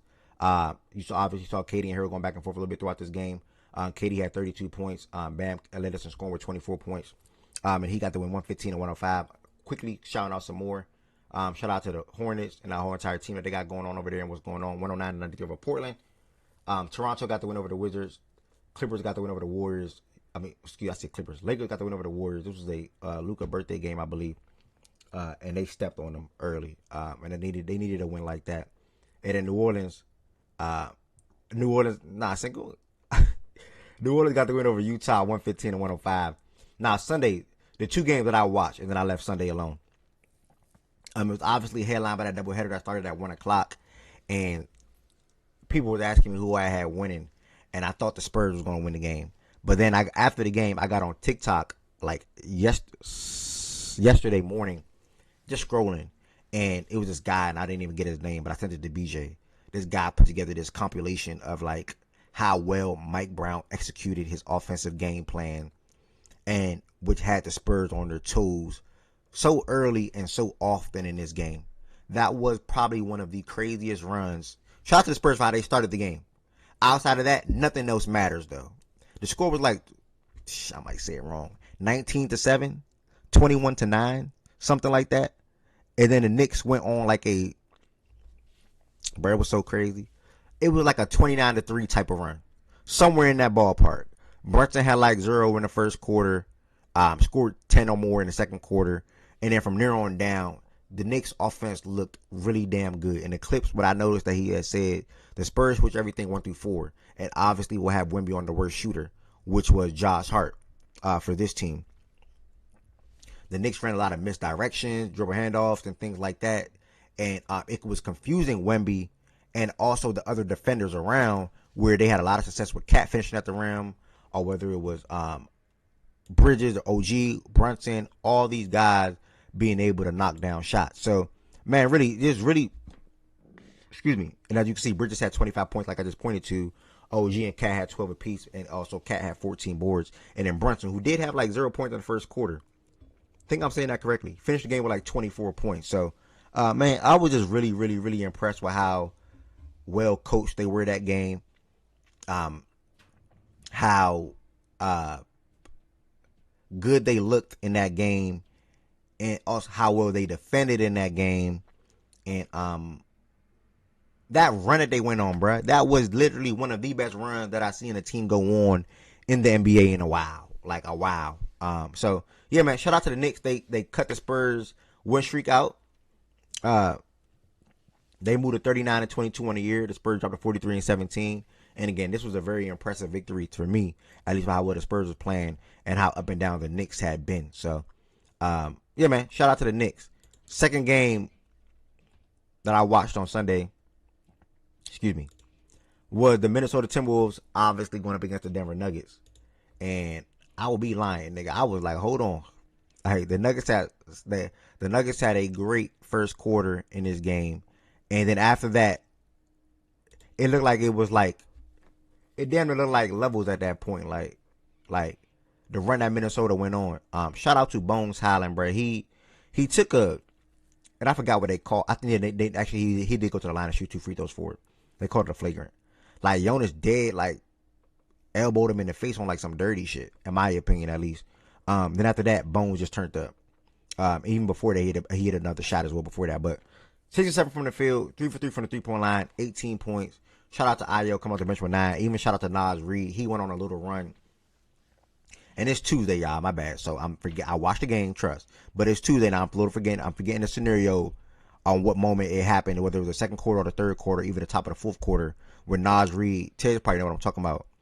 Nas Reed got like a bucket, and then after that, he came back down again, and then like a Euro step left hand finish over Jonas, and then Denver called a timeout. But Minnie was just turned up in this game. Like Minnie was damn near playing like the game was a home game. Ant, they played good defense on Ant for the majority of the game, but Ant let the game come to him. He didn't really force anything for the most part. He had 21 points. Dante had 17. J-Mac had 20. And then Randall had 14 points. So it really was just a well-rounded Minnesota game, bro. Rudy with 15 boards, 4 stocks. And they just do a great job at defending Denver's offense, forcing Jokic to turn the ball over. And if it's not Jokic or Jamal, what else can the others do against us? And I think Minnesota truly understands that. And I know Ted even said coming into this game, and Jamal wasn't good in this game to me. I know Ted said coming into this game, like, watch how Minnesota plays when it comes to this Denver matchup and this matchup right here. And I was like, hold on. After the first quarter, and looking at the first game in the first quarter, I'm like, I don't know. It's looking a little shaky. But then after that, Minnesota woke up. I outscored them 36-9 in the second quarter. And then played good basketball in the third and the fourth to be able to get the win. So, Rain said, we got to be honest, Denver's not a good team without AG. And Cam Johnson is terrible for them. Yeah, the Cam Johnson fit probably not fit like they thought. Cam Johnson also got hurt in this game with the ankle injury. He did not finish in this game. So, yeah, man, I think when they have AG and Peyton Watson there for what them guys are able to do as a collective offensively and defensively, they'll be a better team. But the way they've been playing basketball over the last month is not an excuse for them. Like, bro, they're probably like, if I had to guess, they're like 3-7 or 4-6 in their last 10. Real quick, hold on. They're 5-5 in their last 10. Surprise. Either way, I'm pretty sure over the last 8 is worse. Like I'm almost certain. I know that record is negative. So, yeah, man. Shout out to Minnesota, bro. Just It was a great win for them. I enjoyed watching the hell out of that game, and I'll let y'all add some words on it if y'all want to. We're on Sunday's games right now.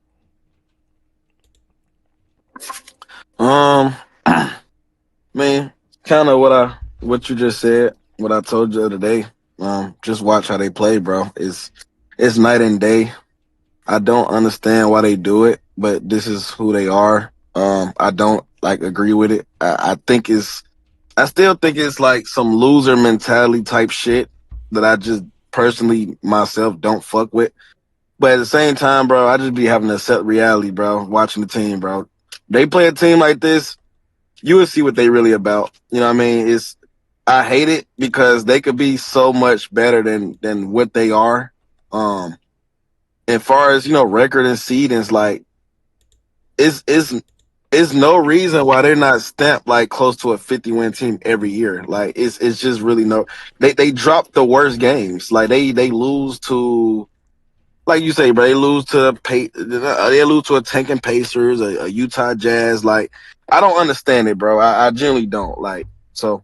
Other than that, though, the game, I mean, it was a collective team win. To be honest, they shared the ball. They shared the ball really well. They played like you said, after the first quarter, the defense started to turn up. They was really anticipating really all those actions that Denver was trying to run. That Jokic like to throw them little pocket passes, it's like that, coming out them DHOs or them screens, and it's just because they play Jokic a lot, so they kind of know where he wants to put the ball. Huh? Nah, my You bad. said what? You was in a blender. I was about to say something. Well, I'm gonna just say it now since you stopped. But you was in a blender. That's on me. You clear it up. Oh, you said, bro, they 1-3 versus the Nuggets this year. All right, that's my bad. If I said something, why did I didn't? I mean, one of those games Ant didn't play. That's cool. I think in another game, one of the front court guys didn't play either. So I mean, that's cool, bro. He told me the same shit, but he ain't gonna tell you that part. You know what I'm saying? He's just gonna look at the record and just tell you Then in one of them that. games, Jokic had like 60 or some shit. Yeah. So I mean, Come it on, is what it is, OG. bro. I like, truthfully, bro. Like I'm not even talking to him. Like our matchup with them, like I personally don't even give a fuck no more. Like we might sweep them, so that shit is like over with, bro. I'm not entertaining him no more, bro. That shit, I'm it gonna is be what it honest is. with you. But You not done my bet.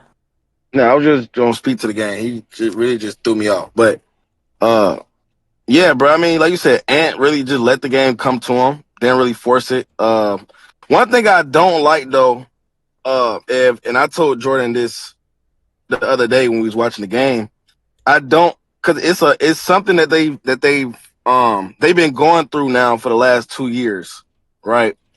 And what I'm about to say is when teams decide to guard Ant the way that the Denver Nuggets did the other day, you know what I mean, trying to put two on the ball or even just shading the whole defense to his side, I don't like how they still seem like they don't know what to do. It's everything looks like it's put on pause when he's guarded like that. There's no cuts. You know what I mean? It's kind of just ball watching and hoping he can make this type of hero play or pass or whatever or hero shot. That's one thing that I don't like that they still do. And you can say that's a testament to coaching because it's no reason that this is year 3 and y'all still look like this when he's being guarded a certain way. I mean, I don't know what it is, but I mean, it was really just a good team win, bro. Like you said, shout out Dante, shout out Bones Highland for sparking the team, giving the team some energy from popping the game off, and you know what I mean. Everybody kind of jumping on his back. You know what I mean, picking the energy up on the defensive end. J Mac had a hell of a game. I know Rudy didn't score a lot of points, but Rudy impact was felt from start to finish. Julius Randle started off real slow, but picked it up and made some plays down the stretch that helped them with the and one. I think he got fouled, went to the line, got 2 free throws, and then shout out to the Nas Reed, the little surge he went on to kind of like expand the lead and kind of like put the game out of reach. So I mean, to me, it was really a collective win, to be honest. Everybody really played good. I don't really think nobody really had a bad. Oh, shout out Io too for his little spark that he gave us off the bench. So I don't really think nobody kind of really played bad. I think some guys had little moments in the game, but I don't look at bad moments in the game and dictate and say you had a bad game. Like, long as you overcome it. Other than that, though, I don't think really nobody had a bad game. So it was really a collective win. If you look at the box score, like just off box score wise, it was a collective win. Good win. Yep. Hey, so why you switching to me and you? I'm talking about the Denver Nuggets. You come in there acting like, yeah, well, see, when they play a team like that, they just always say, nigga, the nigga was 0-3 versus the Nuggets for that game. So don't try to talk about what they'll do against my team. We ain't talking about. I'm talking about. They missed guys in all those games, bro. Man, okay, so that's you can just look at a record, bro, but context matters. Like, nigga, they weren't fully loaded in all those games. Okay, so I need to go look at my context. I'm not saying we didn't lose. Like, the losses are there. The losses are there. I'm not saying they didn't lose, but there's context in those games. Okay, I need to start bringing my context too, because I usually leave my context at home. But I'll let you bring yours. You can bring your context though. Okay, that's all I need. Also, if you remember the Christmas Day game, elephant memory ass nigga here. Go ahead on. Go ahead. No, you good. You good. Go ahead on. I know you finna bring up something. No, my bad. I'm gonna lay your ISO. Ain't no ISO. I'm used to taking on one or two of y'all at a time. So go ahead on. What you got to say? Go ahead on. Nothing. Okay. All right. Well, I'm done too. I've been mopping you for weeks now, bro. You don't like talking to me no more, bro. For real. You don't even answer my calls no more. Like, you don't answer my texts no more. Like, bro, I didn't down there wipe you off the map, bro. If he don't even talk to me no more, bro. Like, he don't, bro. That shit weird, bro. You called me last night. If he texts you back, you called me last night. He spazzed on me and I was.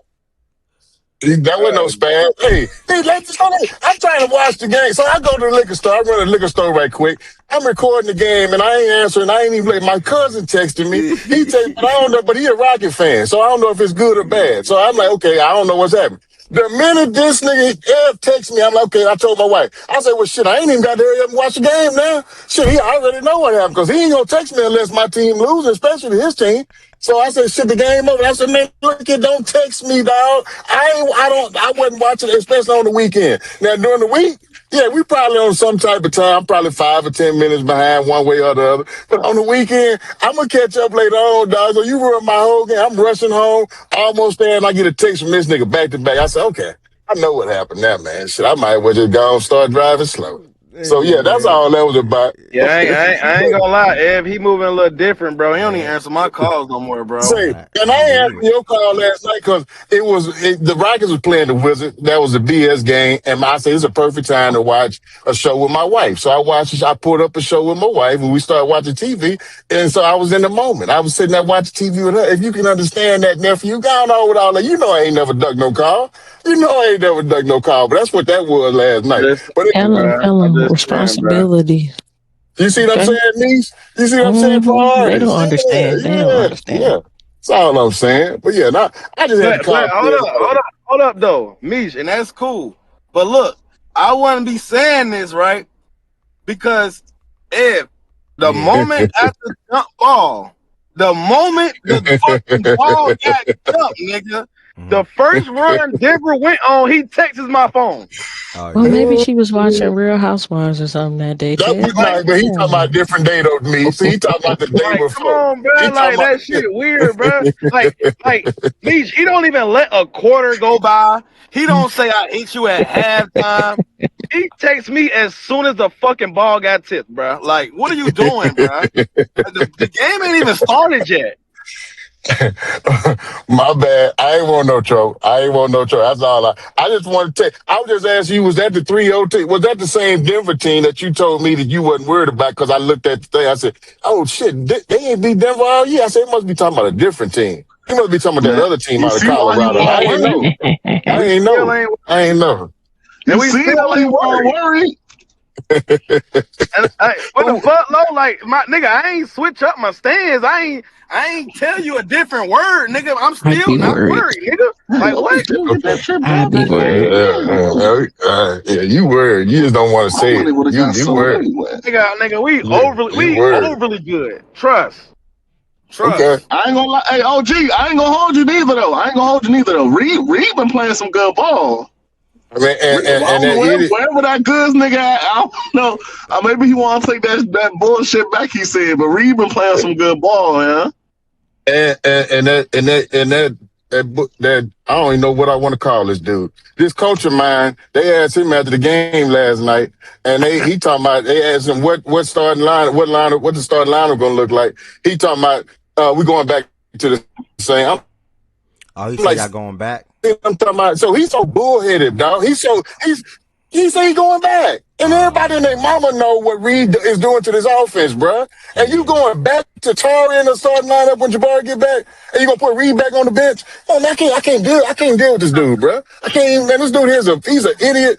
I hate to call somebody an idiot, but let me take that back. He is stubborn, bruh. He's stubborn, and he stand on his stance because he don't want to be wrong. He know if he changed now, and the same thing happened with Amin last year. He didn't change that up and put Amin in the starting lineup till Jabari got hurt. Same thing happened this time. Jabari hurt. It's kind of showing what we need to do, but this time, I ain't gonna do. We going back to what it was, the normal lineup. Hey, come on, bro. Come on, you have to know what this man is doing to this lineup. I get what you're saying, OG, but that's his principle. Okay. That's his coach. All right. No. Reed Shepard is a better player than Tari Issa, especially when you need shooting and all of that. I get all that, but I'm saying that's his principles. That's his coaching tendencies. He's relying on defense, which he think he's a defensive-minded coach. You got to see where he coming from, though. Bro, I don't think he wants to hear all of that. Do, bro. This is your problem. This is your problem. When you know facts, you still keep on going with the same thing because this is just what I do. And what I'm saying is, if you've been given a set of facts that makes your team better, and you're gonna say I'm gonna stay where I'm at because this is where I'm at, and everybody know this what I do, then I can't respect you as a coach. I can't respect you. I don't give a damn about no principles. Ain't no such thing as no principles. Nigga, do the right thing. Yeah, do the right thing. Do what makes the most sense by your team. If this dude proved you wrong or showed you something that you didn't know at first, or something that you didn't have a whole lot of confidence in, but he just showed it to you on multiple occasions, then I don't even understand. But you're gonna come back and say, "Well, no, that's just I'm built on defensive principles, so I got to stay right here." I mean, that's every coach. Idiotic, there's bro. a system. OG, Bro. you know basketball. There's a system. That's not true, bro. That's not what we're talking about. We're talking about willingness to change based on what you see. I don't give a damn. Yes, every coach has principles. Every coach has a certain scheme that they like to play. But they change based on, if they've been given new information, they can adapt. Okay, I didn't realize I had this, but now I see I got it. Let me go ahead and go this direction. But you saying, well, however you come in from day one, you got to stay whether you in your first day of coaching all the way to your 20th year in coaching. Come on, bro. That's not business, bro. That's not business. You change as you get more information. You change accordingly, man. And you do what's best by the organization, by the group, for the greater good. You don't do what's best by your principles. Well, my principles say I do this, yeah, but we win better like this, coach. Yeah, but I got to stand on my principles. That's what you telling me you ought to do? What kind of sense that make? That don't make no sense, bro. I got a stubborn coach. I don't give a damn about no. I got principles too, but mine can change. Shit, if I see something better, something that makes me, my family better, I'm changing, bro. I got principles. No, I got to stick right here. There's principles about this. It's principalities. Man, fuck all that, bro. I'm not dealing with that. Come on, man. Make a move, bro. Shit. But anyway, I got to jump. I'm going to let y'all have. I just want to come in here and mess with Tez right quick. Tez, I'm going to holler at you later on, nephew. I'm going to holler at you. And if you can take the phone. I'm going to do you how you do me. I ain't answering. What you say, OG? That wasn't no spaz. I was just that was not a spaz. You know what you already know. Yeah. You know what it is. All right, I'm gonna holler at y'all though. All right, OG. Yeah, I'm glad Lo even pointed out to Reed playing good basketball as of late. Again, shout out to Minnie for not getting up in this game, but shout out to Minnie for winning this game. Oh, yeah, let me chime in real quick. Yeah, feel free. I ain't even speak on this game. Let me give it like a quick little 30. Can you let him finish and then you say that? But God damn. He good.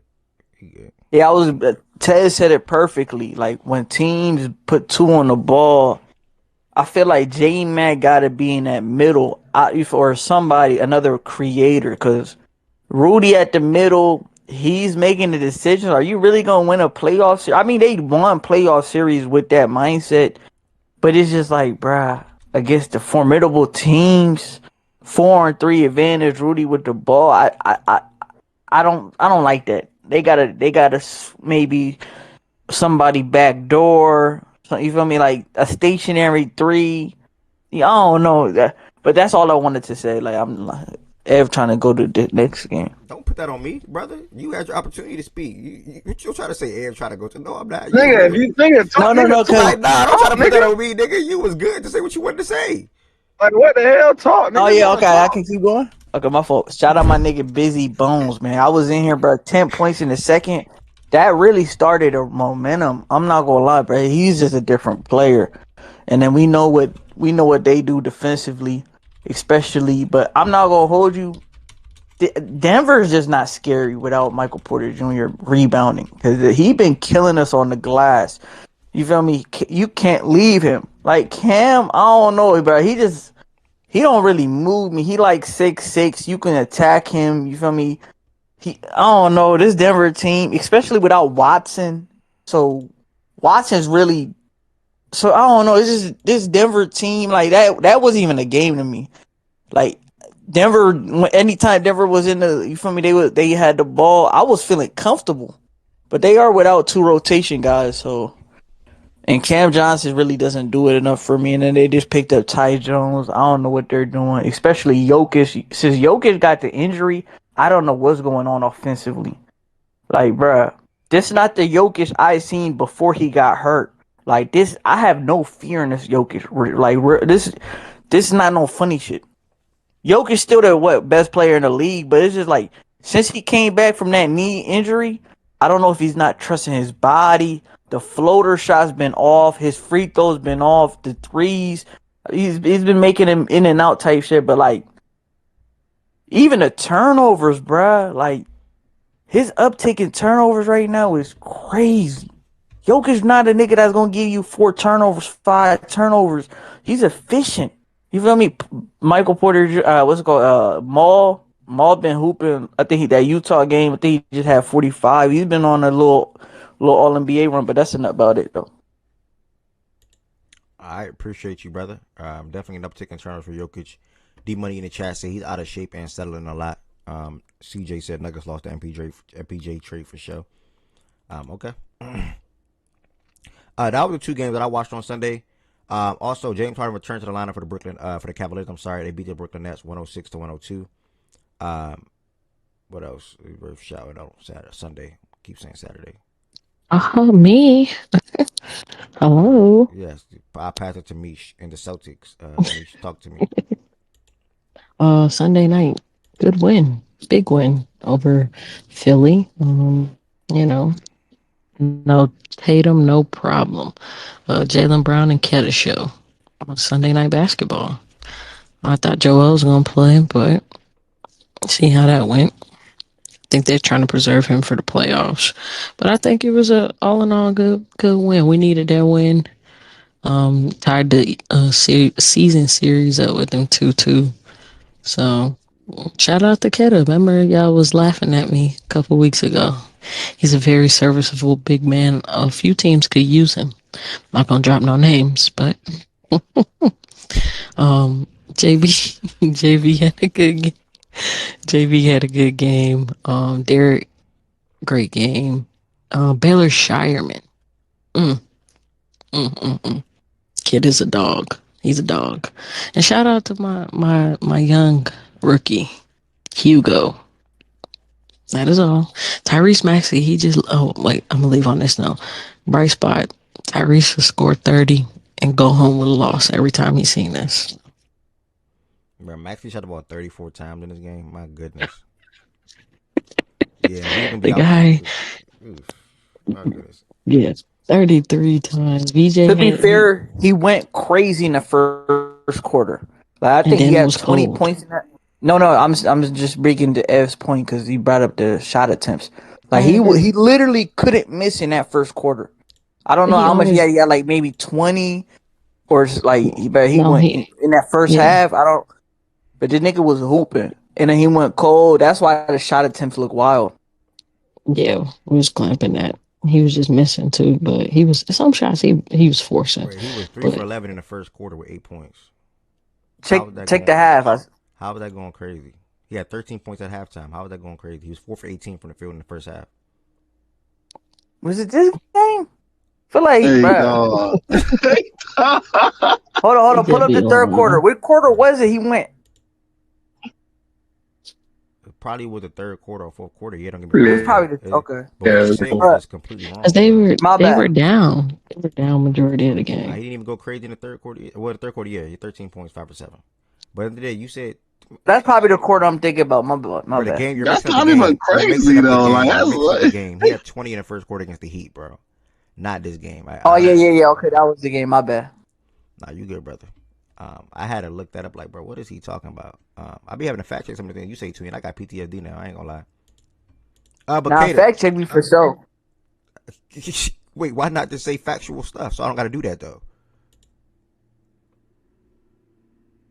Twin? My bad. You feel me? Yes. You can't get them all right. I got you. Feel me? That's my bad. I take that on the chin, bro. Keep it P, bro. Kata's he had a career game, 27 points, career high, 17 boards, 4 stocks overall. I spoke on how good this Boston team is about an hour ago or something like that, somewhere in that ballpark. We are all still anticipating Tatum's return, obviously. I think he plays basketball within the next 2 weeks. We'll see. Obviously, when he does return, it'll be a home game. We'll just be marking down when Boston plays home and just try to guess what game you think he'll play. We know he's participating in 5-on-5. We know he can practice. We know he's doing all this and that and that. They got a Friday home game against Dallas, and then after that, they got a Saturday home game against the Wizards, March 14th. I think I might be leaning closer to that March 14th. I don't know. We'll see. You trying to guess when Tatum come back? Yeah. Oh yeah. You think he do it at home instead of away?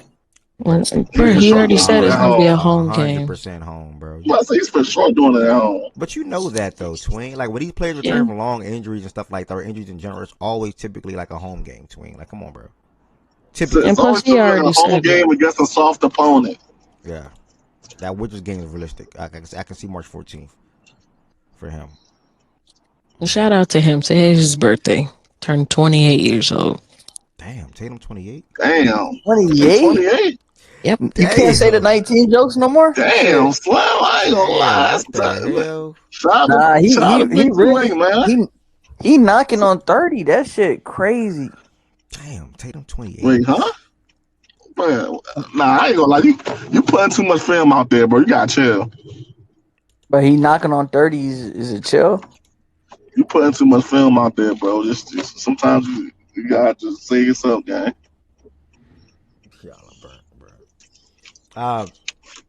Sunday, and obviously, Lakers was another big Laker victory on Sunday as well, in comparison to what it was on Saturday over the Warriors, and then Sunday over the Kings, where Luka had another good game. Kawhi and the Clippers got the win over the Pels, 137-117. Jeremiah Fears had 28 points, though. Shout out to him for erupting for that. And then SGA led OKC over Dallas with a 30-point game. Cooper Flag is expected to return at some point this week. That's good news for the Mavs, and then also Jonathan Kuminga is continuing to play good basketball for the Hawks, where they got the win over the Trailblazers, 135-101 on Sunday. So I think I don't know. Yeah, I think I'm gonna just jump to today's games to look forward to. We only had a 4-game slate yesterday. Guys, I'm gonna pick some winners real quick. Sengun had a 30, KD had 30, Reed had like 19, 7, and 10. He's definitely playing good basketball. Credit to Low and also OG. Tatum is game to for real. Is Tatum really there for tomorrow? Is that true? Yeah, GTD. Wait, he say he's playing tomorrow. What? I mean, that is a home game. They got Dallas. Yeah, nah, he's dragging nuts, bro. So that game time decision. Damn. Man, the nigga said Tatum wasn't gonna come back this year, man. I knew that nigga was coming back. He's geeking ass love basketball. Nah, shout out though. Yeah. I'm not gonna lie. I want to see how he looks, bro. I'm just interested to see Bro, how it. and I won't be in here after he plays one game. I'll tell y'all that. Yeah, yeah. I don't Ev blame you, just text Meeks. me. It's cool. Yeah, I because don't you're gonna blame have you, niggas Meeks. like teammate. You're gonna have niggas Yeah, like Tweet gonna yes, be in here yes. just talking about his one No, game Yep, before the first game back. no, yep. no, no, I no, Oh won't no, no, be Tatum. here. no. I don't know, y'all. Tatum don't I look the don't same. know. He He lost don't his look the stat. same. He went 0 of You, 5. but 0 of 5 in the first quarter. Tatum really did never had a step to me. Like he See, was see, always. see. I won't be in here. There When it he comes goes. back, I won't be No, here. I'm talking about a. He's not Just the call first me step Ev. blow by No, guy. What are you talking about? it's okay. Oh god. Now the guy don't He have no never. No, burst. that's a He can't him. jump. I'm giving him credit. He doesn't rely No, on bro. athleticism. Are you, We are bro? talking to the modern day I'm saying Robert Horry. he don't rely on athleticism. Is what I'm saying. What? Like he's good, What bro. is he talking about? Get him out! Get him out of here! If I get, don't piss me off, Tween. Shut up. Just a quick stat about the Celtics. On top of the success without Tatum this season, the Celtics are 6-1 the games without Jaylen Brown. And also when playing without multiple starters at 3-0 with road wins over the Cavs. Should just say Katie and Giannis, but Katie and Giannis. And I just say that's just the kind of DNA of the locker room. I think Joe Mazzulla probably said that. So, yeah, man, shout out to the Celtics, man, for just taking care of business point blank period this year. To jump back to give y'all an update for tomorrow, we're going to pick up after these games today. Rank the 10 best teams in college basketball. We're projected to win it all. And then we're going to recap some of the games from today in college basketball. Obviously, we have a plethora of games today in the NBA, and then we're going to dive into some combine stuff. And more players getting franchise tagged or released in or trade around the NFL, and spread it out like that. So just give y'all a little update. Let me give myself get back up to speed a little bit with some things after I take care of some business. But for today's game, we got the Charlotte Hornets going against the Dallas Mavericks. The Hornets are at home. I think the Hornets get the win. We got the Pistons going against the Cavaliers in Cleveland. Donovan Mitchell should still be out with that groin injury. I'm going to go with the Cavs still getting the win at home today.